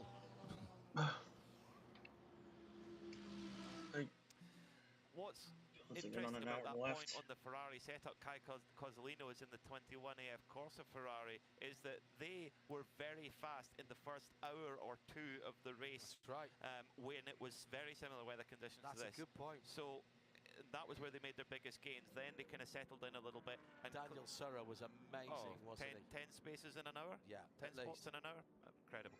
So clearly they have a car that works in the heat. Well remembered, Peter. Well remembered. How do you assess the Corvettes today? AWA have had a horror show, and the works supported Corvette racing by Pratt Miller. Semi-factory, I'm going to call those. Semi-fac. Semi-factory. Semi-factory, right. Semi-works. Is it like a... I mean, they're factory cars, for goodness sake. Pratt Miller, that's part of the GM factory. Is a semi-factory sort of a big building but without a roof? Is that? No, they've got the roof as well, actually. It's got a bit of an air of Porsche Salzburg about it. Yeah, it does. How do you assess that, Peter? Brand new car. I think that Corvette come to win, always, from the word go, and they'll be really disappointed. They'll be disappointed that the Pratt Miller cars haven't run cleanly, and they'll be disappointed that the two customer cars haven't either. But it's a brand new car. It's a ground up. Yes, it is. Yeah. I mean, it's his first race for that car, but of course they were testing here just a couple of days after last year's Rolex 24, so they've been on the case of this car for an entire year and more. We've got just under a month before TF Sport take to the track in Qatar for the FIA World Endurance Championship. Tom Ferrier is a very shrewd cookie. I'll be interested to see how they go in the shakedown in the prologue. They've got work to do. They'll want to do a lot of mileage, I think, because Qatar weather. What time of day is the race? That's a good question. Because if it's during the day, that'll be a lot more intense than this. It's a long race. It's 1,800 kilometers. Oh my. Okay. So it'll go to, I think it'll go to 8 hours possibly, and so I'm assuming it'll finish in the dark, start in the daytime. That's 2 races away and 3 events away, so I haven't quite started looking at the timetable for that just yet. But there'll be a bit of debriefing to do. What I would add, and what I would put very good money on if I were a betting man, is they'll get it right sooner rather than later. Yeah. They always do. They've got the C5 Corvette, which they launched the era of Corvette racing. They got it down in the Chevrolet hospitality area. Every single edition, C5, C6, C7, C8, they've all won. That's a very short stint there for the LMP2 class leading era motorsport entry. Christian Rasmussen's just left the pit lane. He was only on pit lane 10 laps ago, so that's way short. And he's going to give up the lead, I think, to the 04 car. Are they back timing, do you think? Actually, not really, because I was just in the pits, wasn't it? Okay. Yeah, CrowdStrike has just been in. Okay, so they've both done the same thing. Can they go for an hour and 10? No. No, but that's probably two stints exactly. Okay. No, thereabouts. Sort of short stints, flat out stints. Maybe that's how they want to get on strategy with the 04 CrowdStrike car in LMP2, and then go on full rich, full flat out. Nick Damon is down at Tower. Any bodywork changes this time, Nick? No, they're happy with both the front deck and the nose situation. I think what's happened is the P2 cars have pulled the pin on when they can get there on one fuel cell. They're all putting 4 new boots on. So my guess is they'll come in and get to the end. There's a new rear deck going on the Riley car. And there's a new rear deck going on the 99 Dragon machine as well. But it was the leader itself, which of course is the 18 era car. Christian Rasmussen stayed on board, and just got some new tyres. So yeah, I think they're now completely the pin. And they're not. What basically means is that they're not banking on seeing any yellow flags. Yeah, my mistake. I misread that. So that's about right. Right. That's it. All of the LP2 cars I think have just been in now, and there'll be one more stop to go from here. Chris Stewart says, loving the broadcast, sim races everywhere, pulling for Daniel Morad. Shout out to Team Improper. Done. He's doing rather well in Full Metal Racing, is Daniel Morad, being one of the stars of this. Forget we've got broadcast team, we've got our BDO Nose Strategy Awards for the end of the race, and it's time for a VP in race update. Let's take it from the top where this battle continues. It's 3.4 seconds, that's as big as it's been for some time. Tom Blomqvist taking the lead in an audacious manoeuvre after the pit stops as Felipe Nasser was still getting his Michelin tyres on the Porsche up to temperature and pressure. So it is the 31 Cadillac that leads from the 7 Porsche at 3.5 seconds. Then a full minute further back, Louis Delatraz for the number 40 Acura, the Wayne Taylor Racing. Y'all got going on Twitter today. Andretti Autosport car. It's the blue and dark red car. Matty Jaminet, Porsche Penske Motorsport number 6, a further 31 seconds back and 5 seconds ahead of Jimmy Bruni in the bright yellow. In the black and gold Pro-Dog competition. It's the bright yellow JDC Miller Motorsport, a couple of laps further back for Richard Westbrook in 6th. Nick Yellerly in 7th for the first, the BMW Team RLLs. They are about 90 seconds apart, the 25 and the 24 car, but still running. In LMP2, the ERA CrowdStrike Racing battle just eased for a moment. It's as if somebody's turned it down off the boil to a mere simmer, as it's about 15 seconds. Christian Rasmussen's just gone through. Yeah, 15.8 seconds. Tom Dillman just coming out the pits in 3rd in the Inter-Europol by PR1. No, sorry, he's not coming out the pits. He's just driving around quite nicely. This is the 52 car. Oh my God, he's everywhere. Then another 23 seconds further back, Felipe Fraga for Riley in the Ranch 74 car, number 74. Scott McLaughlin for Tower is another 11 seconds further back, but still on the lead lap in class in that number 8 Tower Motorsports machine. GTD Pro Racing Competizione has come to the fore. They were hot in the early running and the heat of the day, and as it's warmed up here, so has their pace. The 62 Ricci Ferrari then ahead of Lauren Heinrich, another sim racer, the AO Racing Porsche, and the BMW M4 GT3. Sheldon von der Linde, after the brake problems, still in 3rd place in GTD Pro. In GTD, really interesting. Daniel Morad leads by 30 seconds. Winward Mercedes from Albert Costa for Conquest, who's got Miguel Molina in another Ferrari 296 behind the 21 by 0.3 seconds. So 57, 34 and 21. Then it's Mick Grenier, another 2 seconds further back. And Parker Thompson and Scott Andrews make up the top 6. And the Ferraris, Jeremy, are absolutely flying in the heat of the day in both GTT4 and GTD. Yeah, they are indeed. Number 34 and number 21, I mean, they've been moving up steadily now over the course of the last hour or two, really into their stride now. The question is, can they catch that windward Mercedes? 30 seconds, that gap. It was 35 not long ago, maybe 10 laps ago.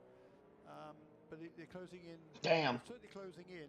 The two Ferraris there, number 34 car, the Conquest Racing, with Albert Costa at the wheel of that car at the moment. He passed Miguel Molina, which is not bad going, a few laps ago to move into second position. And then both of them got past Michael Grenier's Mercedes a little time before that. Parker Thompson doesn't seem to have the pace in that Lexus in the later stages that he showed earlier in the race, and of course in qualifying, because it was Parker that put that car on the pole 2 years ago. Parker was spotting here for one of the teams, and here he is 2 years later. He was on the pole position and led a goodly portion. That car led a goodly portion of the early stages of the race. They led much of it. Problem for, well, a potential problem incoming for car number 6, Mathieu Jaminet, on the lead lap right now, but maybe not for long, because Tom Blomqvist is chasing down Mathieu Jaminet in that number 6 Porsche. So if Blomqvist goes by, they are off the lead lap. So if the number 6 Porsche wants to win this race, they cannot afford to lose this position, and also can do their teammate a big favor here, because the harder that Mathieu Jaminet fights this, it will slow Blomqvist up and allow NASA to catch up. So Porsche Penske Motorsport, by virtue of having 2 cars in the general hunt here, definitely playing in their favor. Yeah, so they've got past. Oh, mistake for Blomqvist. Sorry, Jeremy. Massive mistake. Big jink at the International Horseshoe there for Blomqvist. That was a strange one. Huh. Lost the car completely there as he tried to get on the path coming out the International Horseshoe. Yeah, so they've put a lap, not only Richard Westbrook, who's actually I think a couple of laps back now, but Jimmy Bruni also has gone a lap down. Then Mathieu Jaminet struggling to stay on the lead lap, as you say, and he doesn't seem to have the pace of the number 6 car. Doesn't seem to be as quick as the number 7. No, I wonder if they've been spooked by those penalties they've got for overusing their allowable power parameters, and they've had to go a little bit safer. And that very uncharacteristic error on cold tyres coming out the pits from Kevin Estre a couple of hours ago I think has cost them dearly. Holy shit! But Mathieu Jaminet, there's a twofold benefit here. If he can not only stay ahead of Blomqvist for them to stay on the lead lap, he can also, by doing so, slow down Blomqvist and allow his teammate to catch up. So this is real tactics could come into play here. Just want to go back to something we were talking about earlier on, the GTD balance of performance changes, Jeremy, issued by IMSA earlier in the week, but effectively negotiated by the manufacturers sitting around a table or on a Zoom call or whatever. This is something a little bit different for a major series. Yeah. The series collects independently all of the data and puts it before the manufacturer technical group, who, I don't know whether they do rock, paper, scissors or whatever. No, I'm sorry, I'm being facetious there.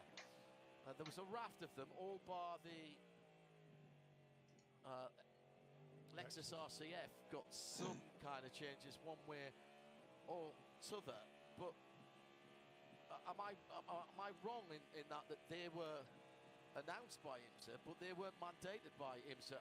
Effectively they are, because it's the series, but they came about after the teams worked through the numbers. Yeah, after manufacturers they had the technical working group. All the manufacturers are invited to play a role in that, and yes, they give their input. They basically thrash it around amongst themselves.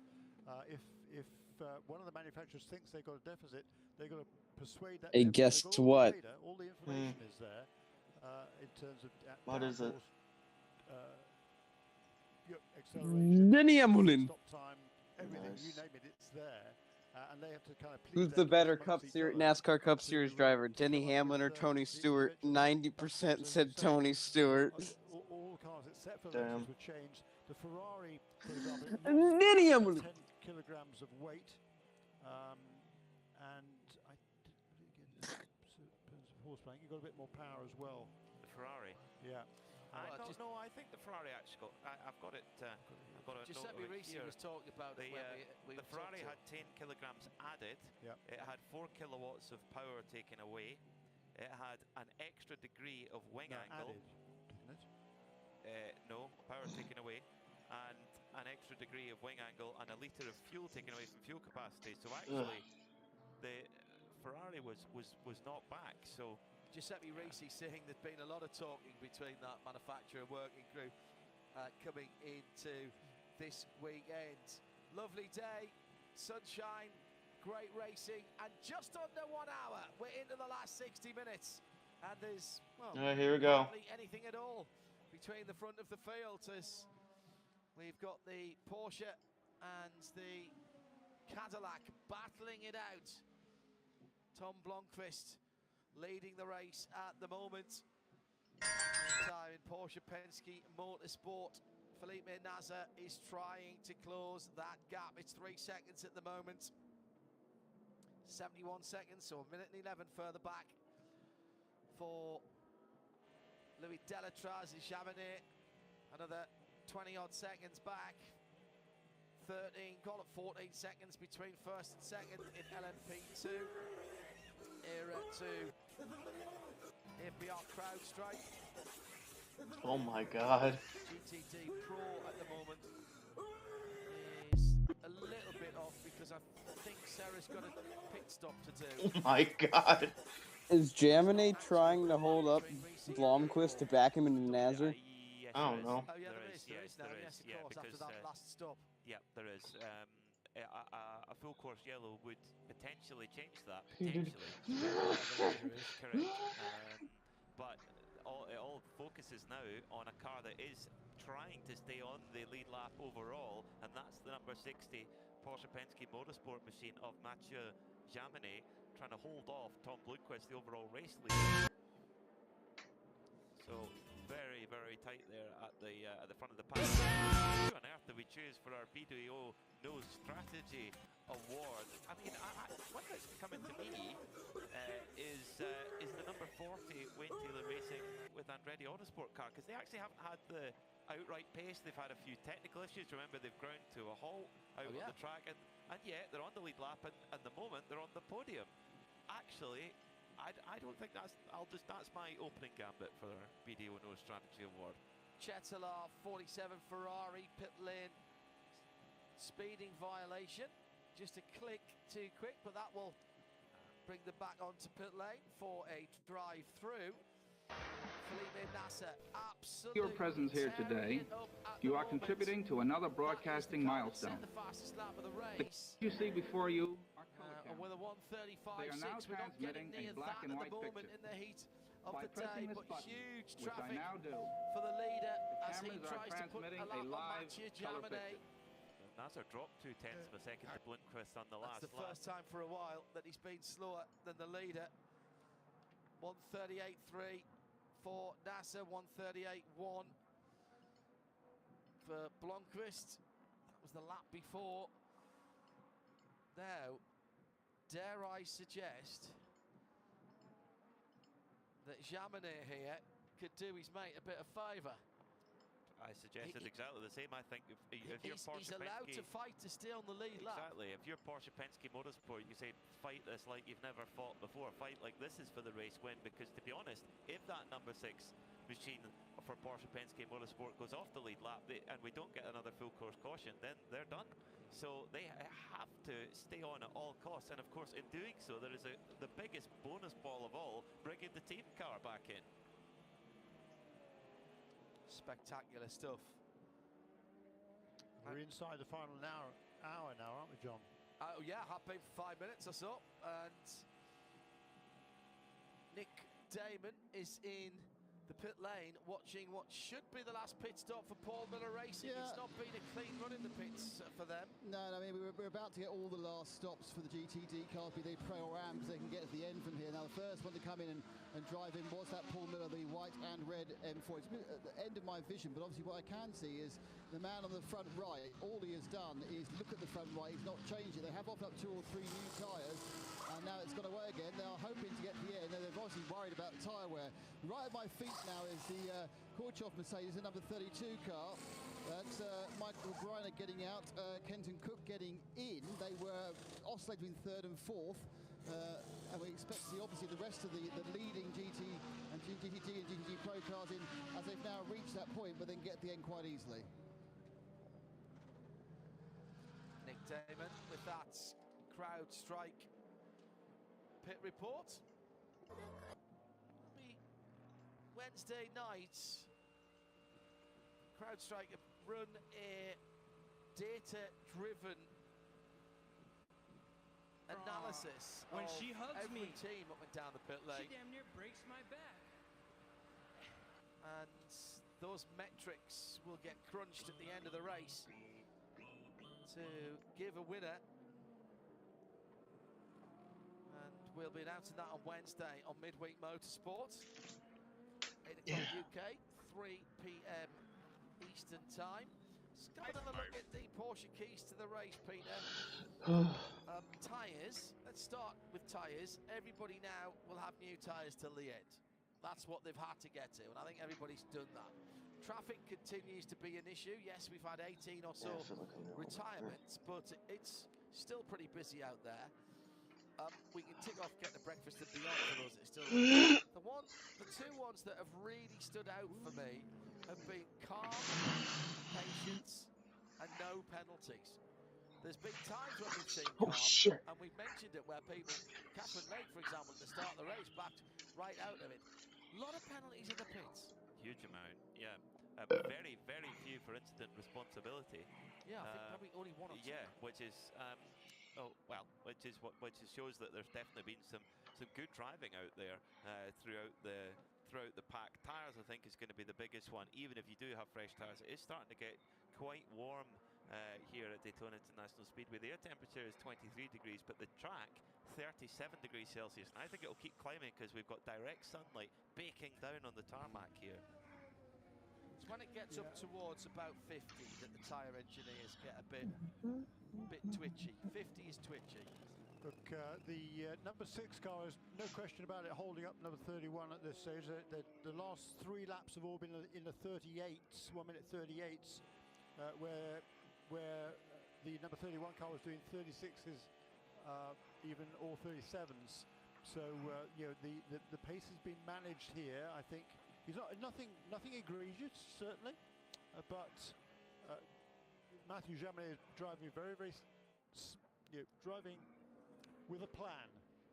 He's pushing as hard as he can. He wants to stay on the lead lap, certainly, but he also wants to make sure there's no way that Cadillac can come past. Last pit stop for the GTD leader. This is number 57, Winward AMG. Nick? Yeah, also, and really interestingly, they're not changing drivers. They're giving Daniel Morad the run to the finish, and that'll be a long run for him. He's coming round him now is the 21, I think is Daniel Serra in that one. So they've also got that's how far the lead was, about 25 to 30 seconds they had the lead. Oh shit! Oh, what the hell? Sun. Daniel revving the car, fuel out, we got full course caution. Yeah, we have. This is a huge fire on the front of the Lexus, the Vassar Sullivan car. We got a big fire. Joe Bradley has an idea. He knows what's happening. This was on pit out. The driver is out the car. It's Parker Thompson. He's fighting the flames himself, Joe. You know what? As the number 12's just been in the pits for a pit stop, and I think it's tyre pickup. When it sat there, the tyre pickup began to start to heat up, and smoke started billowing from that left-hand front. I have a ride. As the car was released, did you see the thing I posted in NASCAR chat? VIP General? No. The fact that the left front corner was on fire. By then, of No. course, it was too late, and the car was already on pit road and making its way out and onto the track, and this is what's happened now. Parker out of the car and has put the fire out, actually. Well done. Great work for him. There were some marshals nearby who were on the wrong side of the, the right side, the inside of the arm cool with extinguishers. And he's pulled up next to an extinguisher point as close as he could, just before the pit exit there. Let's take a quick update of who Man should not win a super was going speedway on to down save the him. pit lane. Let's go back first of all. Wait a minute. Yeah, we had, I think, you know what? No championships? Right on that yellow was the 62 GTD Pro. Actually, Ferrari. Tony has one super speedway. He has two super speedway wins, doesn't he? It was still green and it went yellow as he came I don't know. I know at least one of them. He won They might have timed that Regan absolutely Smith when he perfectly. shouldn't It's have just that he one, was left front and of then the when he destroyed Lexus. Kyle Busch at Daytona the year after. Fire at pit out. Where's the Both of Tony Stewart's super speedway wins are sucks. They were out. The first one Just about is 90 seconds out. well, he didn't actually win the race, but NASCAR gave it to him. And the second one was he dumped the leader with less than 100 feet from the line, less than 100 yards from the line. Full course yellow at 17:50.03. Daniel Serra at 50.03. Or no. Tony did win one super speedway race legit, Daytona 2012 summer. And then we saw it come up on race control. So that's, well, it's definitely been Reese's day. Daytona. You get these days. No. The 2012 race. Tony won the summer 2012 Daytona race. No, I'm talking about like other race he won. I know, but I'm talking about the one that he won that was not like sus. Very well, indeed. I mean, but Tom and I like that was Kyle's fault because he wrecked himself. Is a total fresh tire GTP. Nothing new at Daytona. Tony leaves him crying. Kane louding in the crap and purple sign. Keselowski, Hendricks rears make you sigh. Let's go to Joe Bradley in the pit lane with Jimmy Vasser, man with the name above the door of that Lexus team. Jimmy, it's been a quite character-building Daytona 24 hours for you guys, but that was really unfortunate. Yeah, it really was. You know, shit happens, right? But it's not the way you want to end it. Oh, you can't say that. Did a great job. We were in position, hadn't made a mistake all 23 hours, pretty much, but did the best we could, kept the car rolling the whole time. The crew did a great job. Drivers did a great job. It's just unfortunate to come away with not the points that we deserve. One of your crew guys actually noticed that, I mean, it was tire pickup that built up heat in the stop, wasn't it? No, we heard some sort of a bang underneath the hood, and so I think it was a plenum fire, but they happen sometimes. And but hey, all credit to the team, and you know, we'll come back. So what did I miss? Vanda Linda had the most misfortune to ever misfortune that didn't take him out of the race. Come back stronger next time. We got a Kaizen. What happened? So his brake rotor went going into the Le Mans chicane. He came back to the pits, right? Took the brake rotor off, put on a new one, and then it didn't go on very well. So then they had trouble putting the tire on, and even the wheel and lug nut gun got stuck on the tire, right? And it took them like 2 laps to get the tire on, right? And when he went back out there, it wasn't on properly, so they had to come back in and fix it. And he didn't lose another lap, but like, bruh, it was a bruh moment. Emergency service for Mercedes number 80, the Lone Star machine. And Nick Dearman has more from the pit lane. Down at the 18 pit with Colin Zilich. Connor, your work is done, obviously, with Freddie Ramison, but how does the team feel about this? Also, the 65 car has retired. That's Joey Hand. Yeah, you know, it's probably not what we wanted, but, you know, Christian's in the car, and there's nobody else I'd rather have in the car than him. He's done a great job all weekend, and, you know, I look up to him, and he's been a big help for me this weekend as well. So, you know, obviously it's nerve-wracking, and, you know, it's my first Rolex 24, so I want to win it, obviously, but, you know, I'm just glad to be here. So there was a great battle going on where Jaminet was trying to stay on the lead lap, and he was slightly holding up Blomqvist to try to back him in Nazar. Hopefully we can come out of here with a Rolex. I hope you haven't promised it, but like your dad or something. You got to keep it, you know. Oh, I'll keep it all right. Are you surprised by the amount of driving you got today? The team's really yeah, I mean, I feel like I've done a good job with the team, and you know, I've learned throughout the roar and this week as well. So, you know, it makes me feel good that they trust me and they believe in me. And you know, when we're racing the I full remember season when the together, radio will play that you know, song three I times appreciate having that in a trust row. and you know, that companionship. So, you know, I'm looking forward to Johnson the rest of the season Martins will with this team. It's been a checkers, pleasure so Texas far, for the and Actually, you know, double. hopefully we can end the year as the Beating, they will banging play. Jimmy's got him in trouble. One of the drivers of the race, I would say, that young man.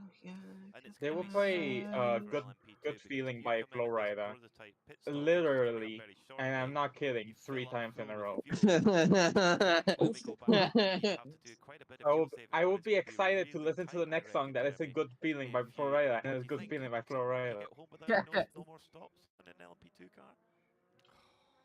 From here, yeah, no, they can come in now. When the pits are open, Daytona they should be fine because the caution's going to go on waterfall, for another shed 5 minutes or dryer, so. So yeah, that should be fireball, no problem. treads And on if the they don't come and speak to backstretch, you later. tweeting Yeah, pics. yeah, no, That's how complimentary it is. that'll be fine. Matt Kenseth gets the win LMP2, at it seems Phoenix, as though that's Hamlin's the in. Diffie. Smoke Just over finally by gets Shield his Vegas Australian. kicks. That wasn't Jeremy Shaw saying that at all. That's cool, but that blue juice is gonna take your cup away. Smoke, it's rained on in Cali. Ryan's the new man. Cause boy is dumping every car that he can. Keselowski, right now, Biffle can fly. 44 minutes to go. The 56 can't catch Hamlin. 4 for Strub at Richmond. Brad Dazzle holds off Bush to get the plate win. Keselowski, are we sure this guy is old enough to drive? Pit stops, and then I'm looking for the 40 to just come around the side of it, and then to my left. So let's just have a look at the ties that's going on. Yeah, fresh set of ties. Camera guy's been getting nailed the whole race. Milestone at Darlington. Kane comes home #1. This Dover. Run to the flag, isn't it? No fuel saving. This is going to be flat out. In LMP2 land, the CrowdStrike, the 04, that's giving a full set of new boots and some fuel. And it looks like Porsche's won the race off pit road. The 7 is ahead of the 34 as they trundle past us. The 18, that's the era car we just spoke to Conor Zilic. He has come off, but they're staying on board with Rasmussen. It's a set of tyres and fuel. The Tower car has just dropped off my feet. No one's changing drivers. It's interesting how they've all seemed to manage to save an extra set of tyres, haven't they, just to get to the end. And fuel as well. So I don't think it's going to be any major order change within the P2, just because all the gaps between them will have gone. Well, there we are, another graphic illustration of teamwork.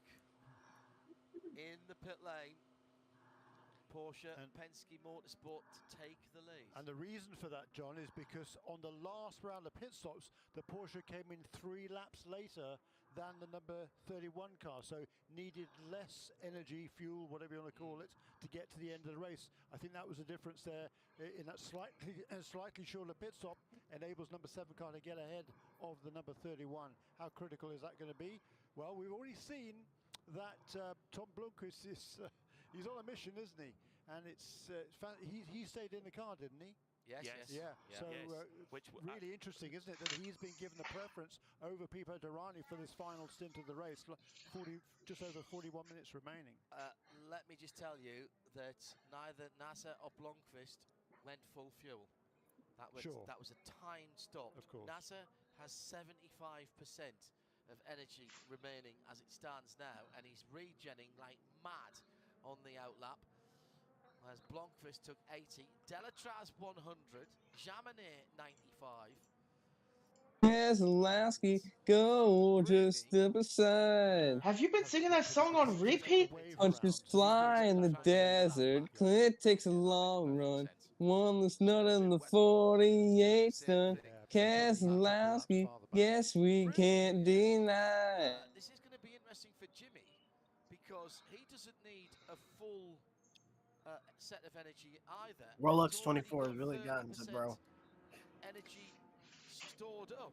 So he probably, if he's going to go the same as Nasser, he only needs probably another 40, maybe 45%, 35%. Here's the GTD cars coming in. Welcome back to the pit lane and the crowd strike pit report. Shea Adam. Thank you. Oh, Can't that's keep me how we're away. parking my Rexy is Lambo. getting new right side tires. Are they going to give Lauren Heinrich left sides? Of course they are, because they have them. So this means that Rexy will get the best opportunity he can to try and defend that second place. But he's got a blocked pit exit because the Forte Lamborghini, the first car to have an issue in this race, well, second technically to the AWA Corvette, but the first one to have contact out on the racetrack, is blocking their pit exit. So the AO crew knows that they are going to have to pull the car back. They do have a lap on the third place car, so they are able to take a little bit of time, but this is still an issue, and now he's leaving in traffic. Significantly, but understandably, the 62 Risi Competizione Ferrari Last safety car of the race. there because they've got in just before that yellow flag. So they keep Yeah, it's gonna be more than They likely because do, if but there's by another one, the race is coming gonna in finish right on the before safety we car. went to yellow, that did enable number Depends on how bad 77 it car to is. get back on the lead lap. Okay. Albeit at the completely opposite end of the train. Doesn't matter though, because well, actually it does matter, doesn't it? Because the 77 car won't be able to pass the other GTD cars. No. But wait a minute, yeah, no, it won't. There'll be a lot of cars between the leading 62 Risi Ferrari and the AO Porsche. But if again you get another full course caution, they do not split the fields in the GT out of the two GT. No, they don't. No, they don't. Correct. Split GTs and prototypes. Shame. Yeah. So we're going to come down to something like, I reckon, 35. What's the gap between first, second, and third? Like I can't. Like I don't think. It's gonna be within each other. Really hard because under time of the pressure there return. because a burnt out Are they all on the same lap? all sorts of nasty stuff there to Yeah. get cleaned up. Great job for Ooh. them. Fair play to Parker Thompson, because not only did he pit Yeah, my pull man. the car out to all intents and purposes, but he pulled it off to the left as far out of the pit lane exit as he could do. We said this earlier on, a fire in a racing car gets your attention very quickly indeed, and being a left-hand drive car, that was right in front of Parker. He'd have seen that and have been working out where he could get to, where there was a fire point, where he knew there were extinguishers. It's something that you do on the track walk. You walk around, you look to see where the markings are on the wall, where the fire stations are. No one can truly understand what it's like to in your head. be in a race car when it catches on fire just out of nowhere. To me some years ago, Like unless you're a race car driver, but I've only had it happen once, thankfully, and that was good enough for. tell you where the fire bottles are. Try and use them as part of Sitting there, your, waiting in line or under caution for this one race. All of a sudden, I hear like a pop noise, and I was confused what the fuck that was. I didn't notice anything at all. Like there was no pitch to the engine that changed or nothing that notified me that there was something wrong.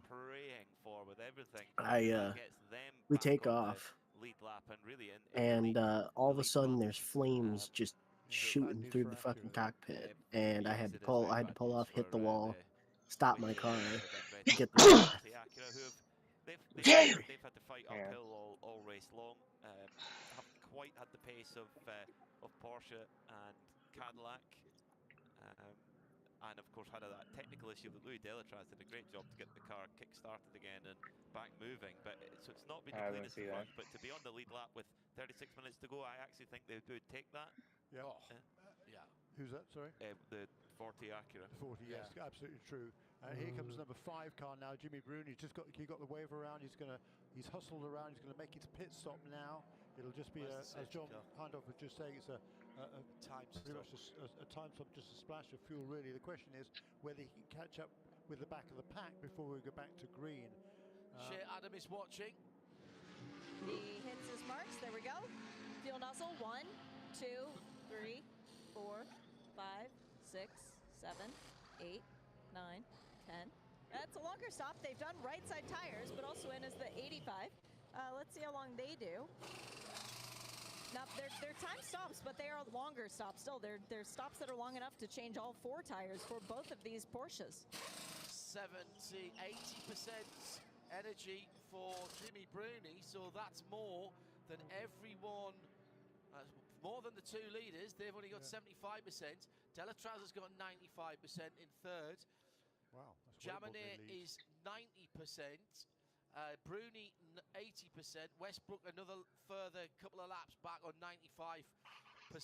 So Jimmy Bruni can go full rich and full attack, but can he hustle round in time to get the prototype and class split? That'll be the question. Yeah, I don't think we're going to go green this time, are we? No, because they're still making the class split now. They'll move all the prototype cars ahead of the GT cars. That's great news for But Bruni. yeah, he should be fine. I think he'll be able to make up that ground. He's just going around the international horseshoe now. He gets to go all the way to the back of the GTP field. But crash He man. behind the LMPs, but he doesn't get to go past the lapped cars. So he will be 8th in line. And I just now noticed the Texas flag on top of the 57. What happened? What was the caution for? Somebody's car got set up. Somebody's car went up in flames. Yeah. It was the It was one of the Vaster Sullivan Acuras. Yeah, I knew y'all know that. Or not Acuras, Lexus. I was looking at my chat for a second. In order to miss the Barry, he's gonna struggle now to catch up the pack, I think. And he may have damaged his brand new Michelin tyres. Yeah. He's Sorry, I was busy looking at Twitter. I don't know how long ago you sent that question in the chat. So we have 2 Penske's, an Andretti, and a Cadillac. It was with 51 minutes to go, so that's the answer. Car is at the Western Horseshoe, and the safety car lights in. Let's hope that there's no more safety cars, because I don't want this race to end under caution. Well, they have one right afterwards, and we want under caution, but. Here he comes. He's flat out across the start-finish line as he's trying to get back onto the back of the queue of cars. I'm looking for purple sectors here. Well, he'll be told off if he does, won't he? Jimmy Bruni will be absolutely spitting feathers for that little mistake, but I don't think it's going to cost him. I agree, John. I think it probably cost him 5 seconds, probably. It might work in his favour here that he doesn't. He's going to go blasting past all of the GT cars, and there's still the split. The split is still just about going on. He'll get to go past the P2s as well if he gets a hustle on. Here he comes out of turn 5, the Western Horseshoe. He'll be on the back of the GTD cars. It's a question of. Okay, we're gonna have 5 cars on the lead lap. Never mind, not 4. But one of them is all the way at the back of the field. As they go through the Le Mans chicane, I don't think he's going to get. Hello, New Garden. Back of the GTP field here. And Dane Cameron. Car, the Cadillac, the silver and some other guy. Pulls away. Here comes Bruni. He's not quite on the back of the GTD cars yet, but here he comes at the absolute flat out. And he comes through. He's up on the wall. He goes past a few of the cars, and now he's gone past up to about the midfield. He's Blue needs a hurry. not going to catch the prototypes. At what point does he have to stay where There he goes. is and freeze the field? I don't see him. Around the outside, this looks like Green. something from a movie. He is going to catch them, you know.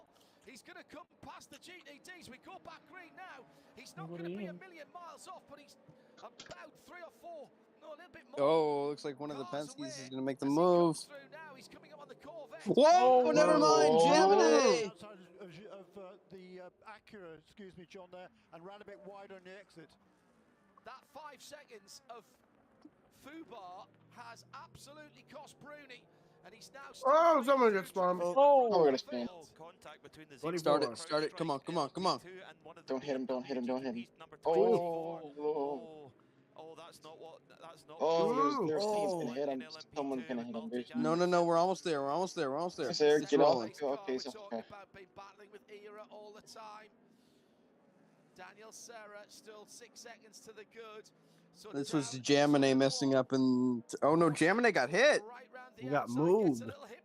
He got hit by the. He got hit by the Acura. Check going in there from the Acura, the number 40 car. I don't know. Oh, but Jamine didn't give him space. That's really what happened a couple years ago. Yeah, he did kind of. Yeah, Oh, and he just got that guy got dumped. And that was one of the LMP2s, I believe, dumping a prototype. Oh, he's just fucking. Fuck you, dude. I don't care if you're in a faster class than me. GTP cars are a lot heavier. If you're a dumb enough schmuck to buy a new car this weekend, and you're gonna come to Big Bill Hell's cars. At least it's a barely faster. Bad deals. Cars that break down. Thieves. 21 and a half hours of practice and qualifying, half an hour race. If you think you're gonna find a good deal here, you can. With that great work from the kiss my ass. No, it's shove it up your ugly ass. That's right. Shove it up your ugly ass. NASCAR kind of went a little tiny bit wide on that one corner, but it should be. It's still within each other. Yeah, they're close. Come on, Holy Nazar. shit, 14? Really? Oh wait, Heinrich is back on the lead lap for GTD Pro.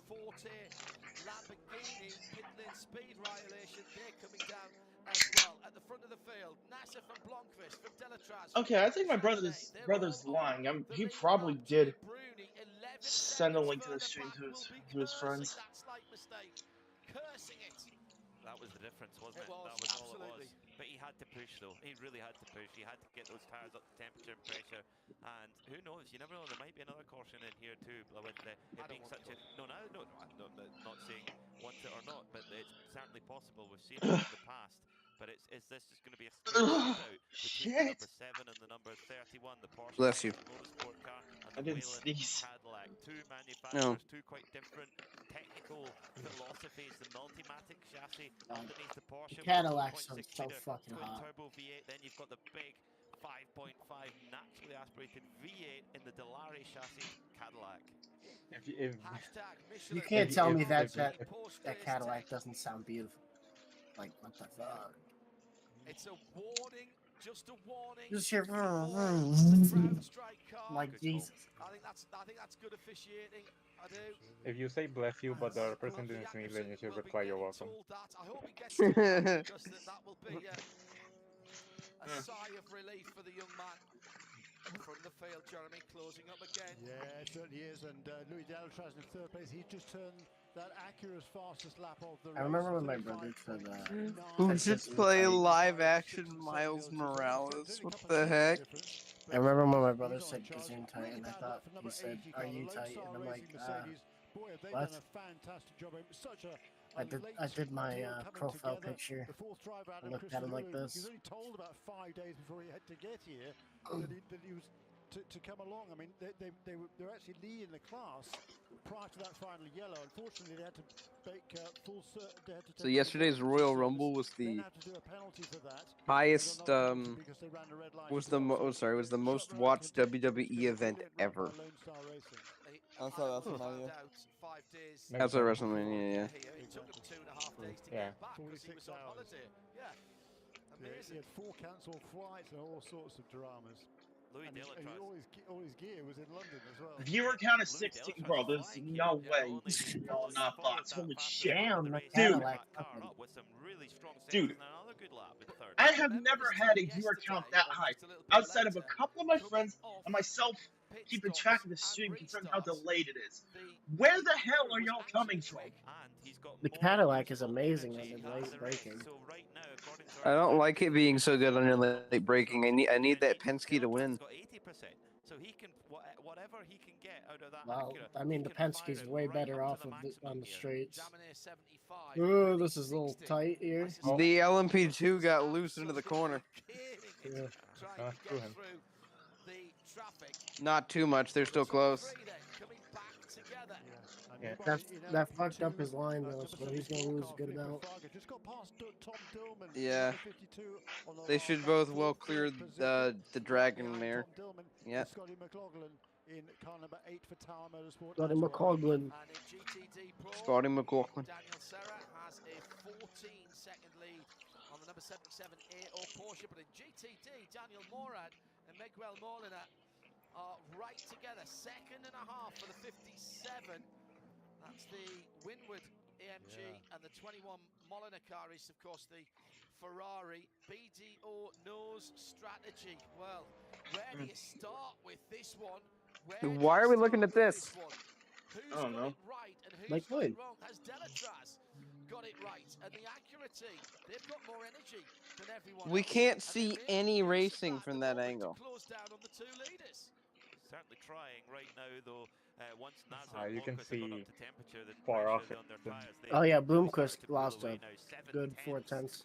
that Bloomqvist Or took not out 4 of tenths. Delatraz, and a Yo, you mispronounced his name than the commentator did. Delatraz is dragging every How bit do of you? performance he can Damn. out of How do you say Bloomquist? It's Blomqvist. This Porsche and this Cadillac at the Bloom. front, they are just so strong. It's Blomqvist.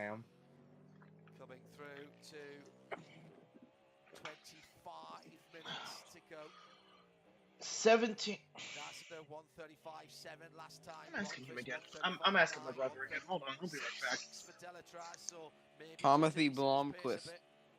Well, I mean, a little bit on that last lap. Oh, that GTD car. Last lap, as you said, 35.7. That's 1/10 of a second away from his best lap of the race. Dump it. Which is the best lap of the race. Nazar's at full attack. With how many times have we seen this in IMSA competition over the years? Something to think about here for the BDO Nose strategy. He's pulling away. Tim Cindric strategy for the number 7, Felipe Nasr. But I'm hoping he doesn't use up too much energy right here doing that. The Wintilla Racing with Andretti Autosport car hasn't had the pace, but they've kept themselves in the running. Never mind, he's not pulling away. Fastest lap of the race there for Tom Blomqvist. 135.554 for the number 31 Whelen Cadillac, and that is a new lap record. He had the record last year in the Acura of 35.616. Despite how fast Nasser's driving, the guy behind him just set the fastest lap in this event's history. Come on. There's been more pace than strategy. Confirmation then, 135.554 for Tom Blomqvist. It's a new track record.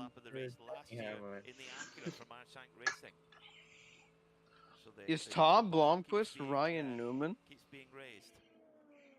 23 minutes to go. Well, he's gonna be on top of someone soon. Nasr by 3/4. He's no longer going to have a neck. Another 3.5 seconds back. You're gonna grow 100 pounds in the next 22 minutes. Oh no. No, it's just all gonna go to his head and neck. Yeah. Has he done damage to the front end of Just grease of a man.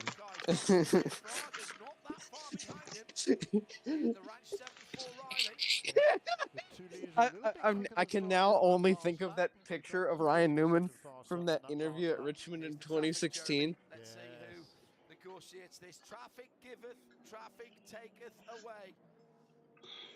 Come on, Nasser! Nasser, you can't be doing this. Block him!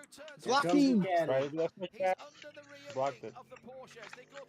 He's gonna have to get him under braking though. That Porsche's way too fast. Yeah. Nasser's better in the pink. He's definitely a lot closer though, so he could definitely pull off a good move. He's good through the corners and braking, but like, bro, Porsche pulls straight away from him. I don't know, Nasser. He ran through the West Horseshoe pretty. Oh, that was not a good line out for Blomqvist. Yeah, he almost hit the wall there. He messed it up a little bit. That's gonna kind of, yeah. He lost all of that momentum that he got from Nasser's mistake, and it's kind of back where it was, but a little bit closer. All right, lap car. It won't be a problem for either of them. They'll both take it in the super speedway turns. There was a bit of a smile there from Pippo Durrani. I think it was wind. I feel sorry for the people in this box, if that's the case, but I thought it was a smile. We'll see what the difference is this time. He's probably going to be like 3/10. But he is a Nope, just about half of a tenth and shorter. a little bit. He's got to hope the Porsche goes wide some more. All right, he should. Oh, he might get stuck behind the Turner Motorsports BMW in the horseshoe. He is. Oh yeah. Wait, is that the Dragon? Is that the Dragon LMP2 car again? It is not the Dragon Speed car, but the Dragon car. Oh, it's slow. It just got overtaken by the Turner Motorsports car. The Dragon car is slow. Oh yeah. They're gonna have to both pass this car on the outside. Oh, Blomqvist caught it bad. Did the Porsche help his manufacturer teammate? Oh, you can't do that. Now on the power, up onto the banking. You can't do that. Traffic ahead, but that won't actually play any part. The two leaders are pushing. Now, they are now 20% worse off than Delatraz in third. Yeah, but they're a second lap quicker. I'll take the second lap quicker. Thank you very much. I think we're 20 minutes to go. I think they should have, unless they've made a major miscalculation, they should have plenty of fuel to go to the end. No. Well, what's a Cadillac? You just can't push it too hard. He's gonna be pretty. He's about almost like eight tenths, I think. He's about 8 tenths. Oh yeah.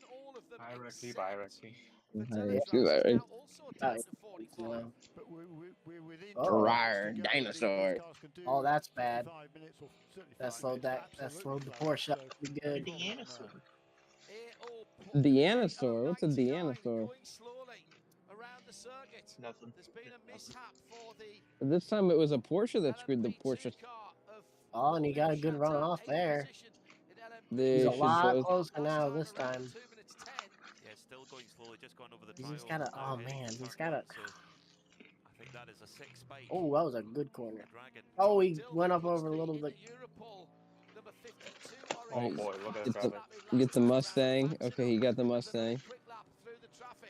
He's trying to chase down leaders in traffic in turn 6. Literally, cars And then the Corvette. to stay out of the way of this lead battle. The rest of the field know what's going on here. They're spectators, but some of them are involved and embroiled in their own battle for victory. Yeah, battle of a third in LMP2 is. Oh, that might. Oh, the McLaren's going to be in the way. Yeah, that'll be good. Who's similarly 3 seconds over Fraga, but Fraga. Whoa! Damn, why did he pull up so much? With him.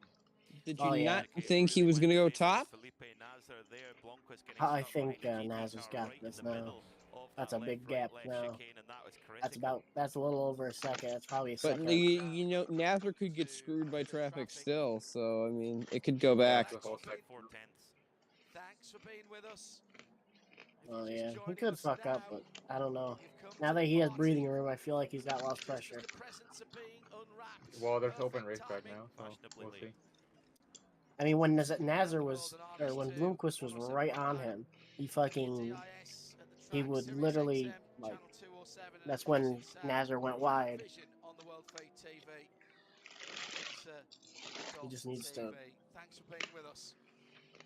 let them tires cool up a little bit.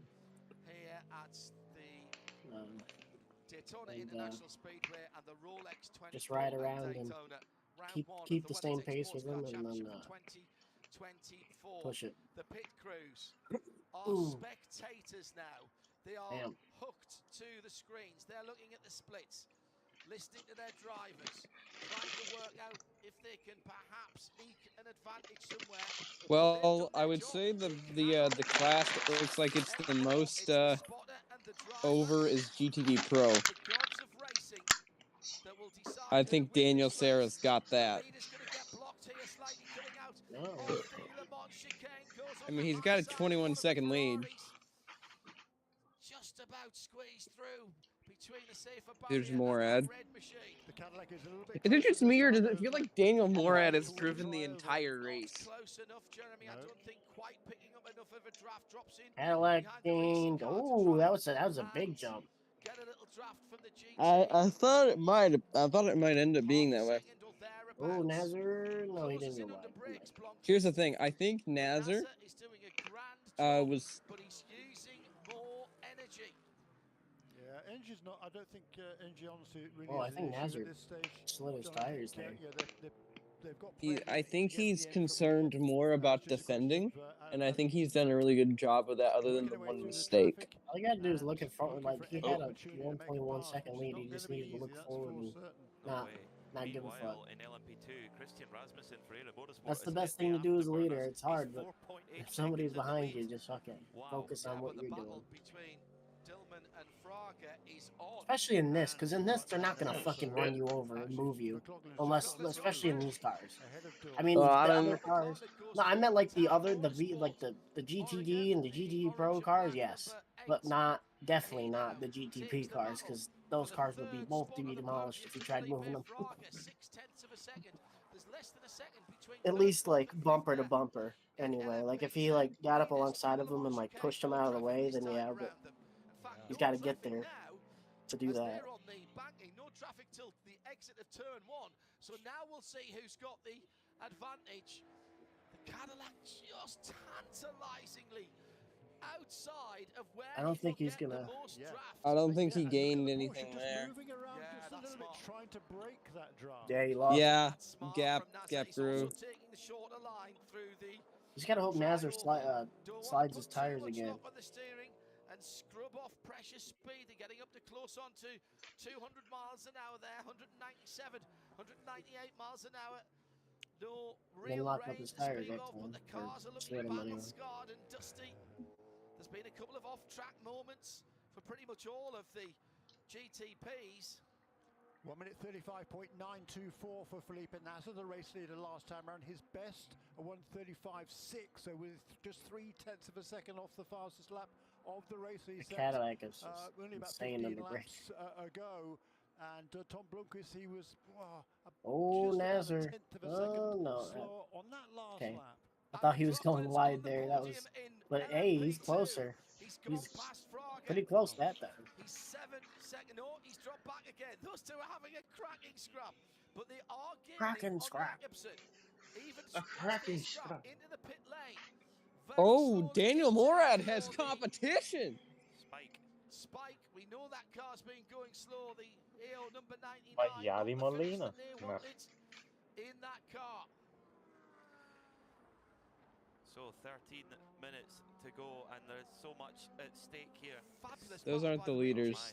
Yeah, no, I was like, see if we can pick those guys that's I don't think those were LMP2 cars, right?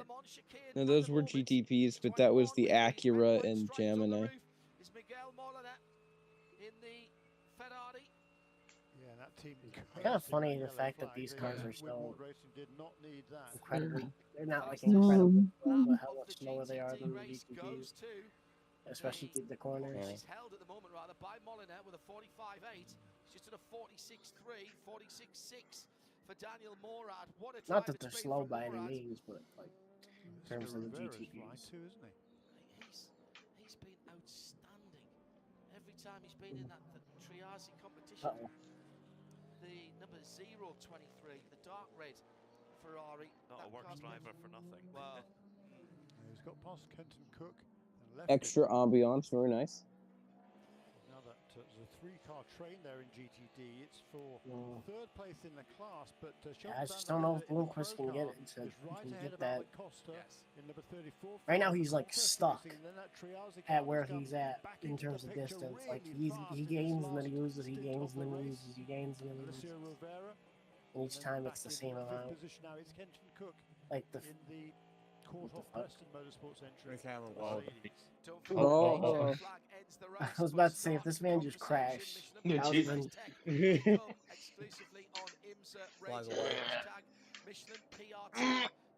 Yeah, he lost. He's about a second behind him now.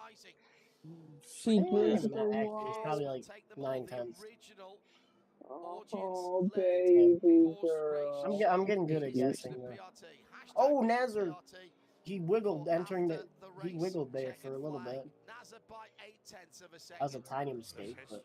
Guys, I gotta show you something adorable, okay? Felipe Nasr has won this race before in class, never overall. Team Penske, or Porsche Penske Motorsport, Penske haven't won this race overall since 1969 with the Lola. So for them it would be huge. For Porsche it would be a record 19th He'd overall like to win drink the water. here at Daytona. It's been a long time since they've had an overall win here, but it's so there is huge amount. If Bloomquist and the Whalen crew were to win, Bloomquist would win 3 Rolex watches in a row.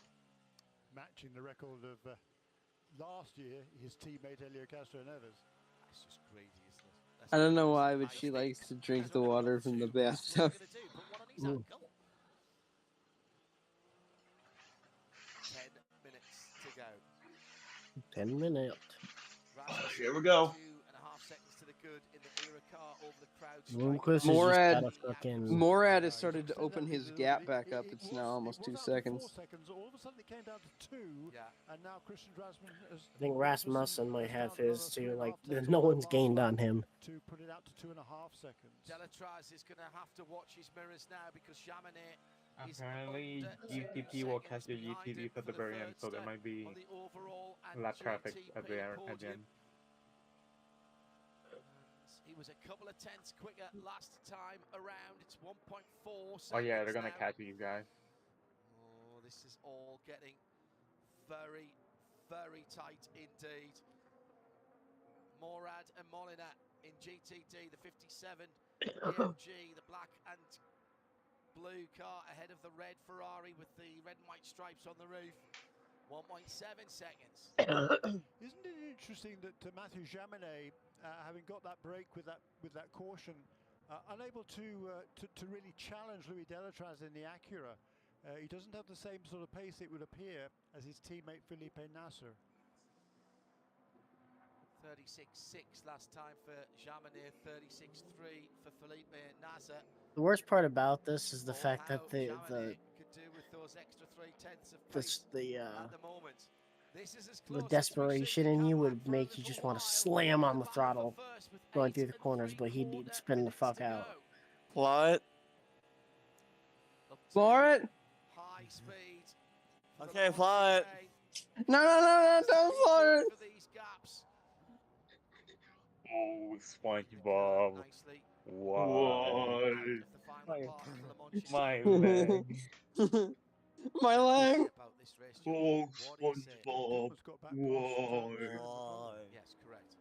And it's now right on the tail of Felipe Fraga again, because those three are pretty much together. Gained a little bit again. LMP2, but definitely the 6 tenths. So competitive. He's gonna probably lose it on this fucking lap.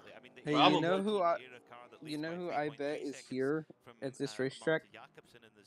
The Bikini Bottom Super Bands. That gap has come down a touch, but it really has been those two cars and indeed their young guns that have impressed so much in this 24-hour race. PTO knows strategy. Is the strategy find young guns? Well, do you know what? It's a fair point. You've got to use what you've got. Find the super silvers or the brilliant bronzes. You know, maybe, well, not maybe. That is part of it.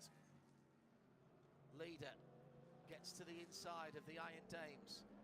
No impediment for either of the first two cars. Bloomquist is closer. Echoes of glory days with a huge. You just really gotta get a good mistake. All right, they passed the Turner Motorsports car, which means the traffic will get heavy again soon. He's considerably closer than last time. Well, not anymore, but. GTPs over the course of the season and here at Daytona. I think it's going to be about 5 tenths. Oh, no. Wow.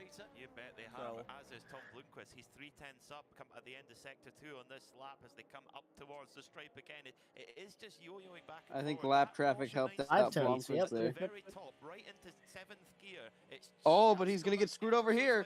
That fucks us. The lead Porsche there. There was a tiny moment, and I mean a tiny moment. You could just see the car snaking as Felipe Nasser was trying. I noticed they didn't notice that the lap before. This is now coming down. That shit happened the lap before. 6 Nazar's driving his life, right? Nazar's driving for his life The right thing now. is, he knows he has to be good into braking because if he's not, then that fucks up his entire corner. again. I don't know. Spare a thought for the teams, the family. The thing that sucks look is at all the Bloom- dirt. Bloomquist literally cannot. It's not an equal balance. He can't.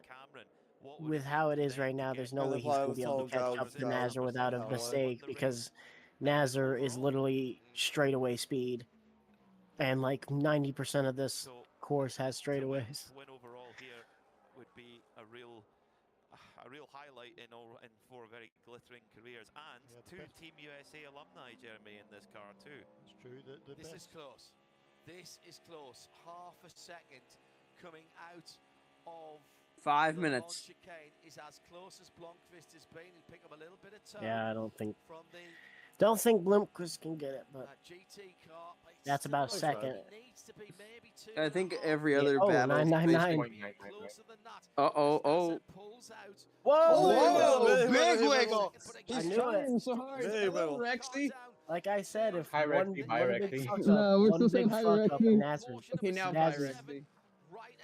Like I said, one Oh, big wait, is fuck Rexy? up. is all. Rexy's in front of. Oh, And Rexy got in front of Blomqvist. Whoa, wait, Nazar got a little wide there. But he, It's again, gone he's over, but look at this. Oh, yeah. Whoa! Family, and Oh, yeah. didn't give the Cadillac much favors there, did he? Tres. I think that Porsche's running out of grips, Jeremy. Oh yeah. Felipe Nasser's Oh, we're Oh, getting to the that's- nitty gritty. It ain't over. occasions here for Nasser. Each time he set the fastest lap of But the oh, race. he keeps getting screwed by the traffic. Fastest lap of the race here, but he is leading it.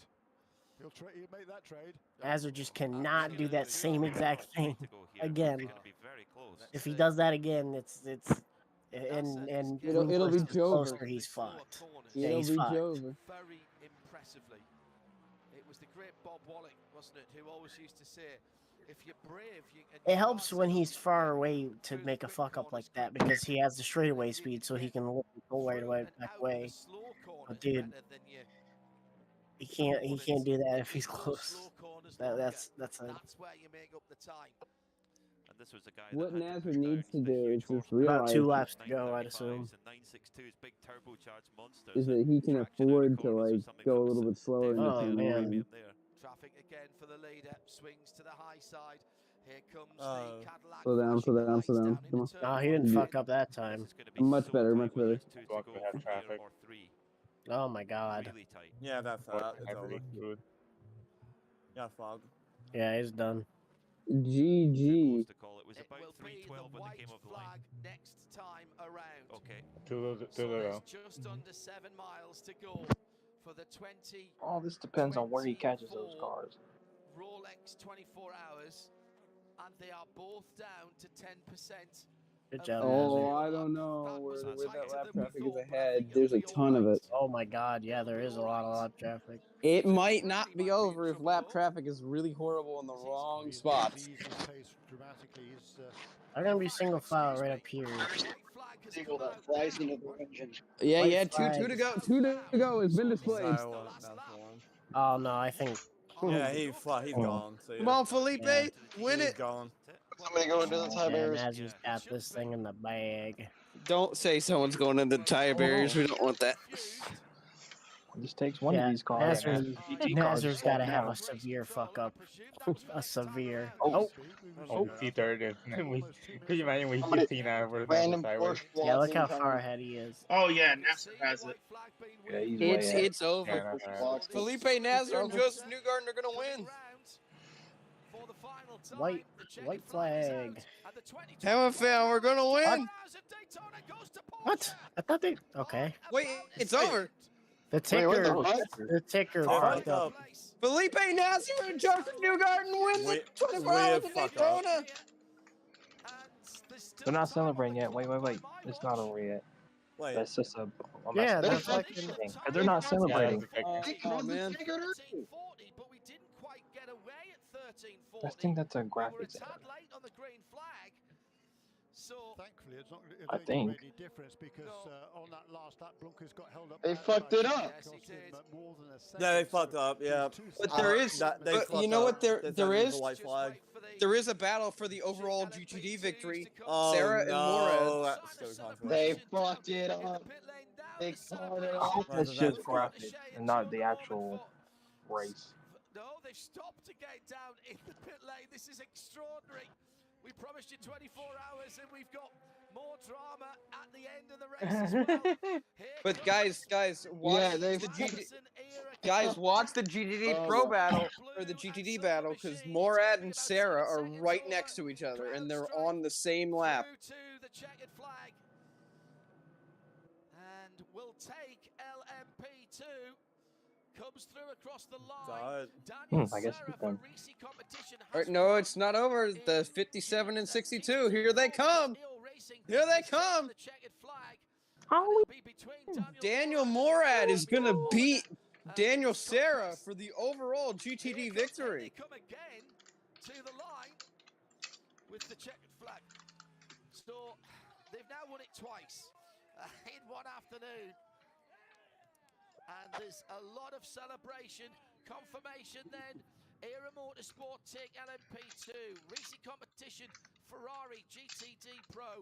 And Winward Racing for GTD. Let's go to share. Got it down so quick. You know what? You know what? I just won the Rolex 24. With all the crew guys who very mutedly waited on the pit wall for an opportunity. Nice. Like with the Indy 500 last year, the Rolex 24 this year, baby. Matt Campbell is walking out to the wall to celebrate with his I'll see you all next week for the crash at the Coliseum. Yep, that's it.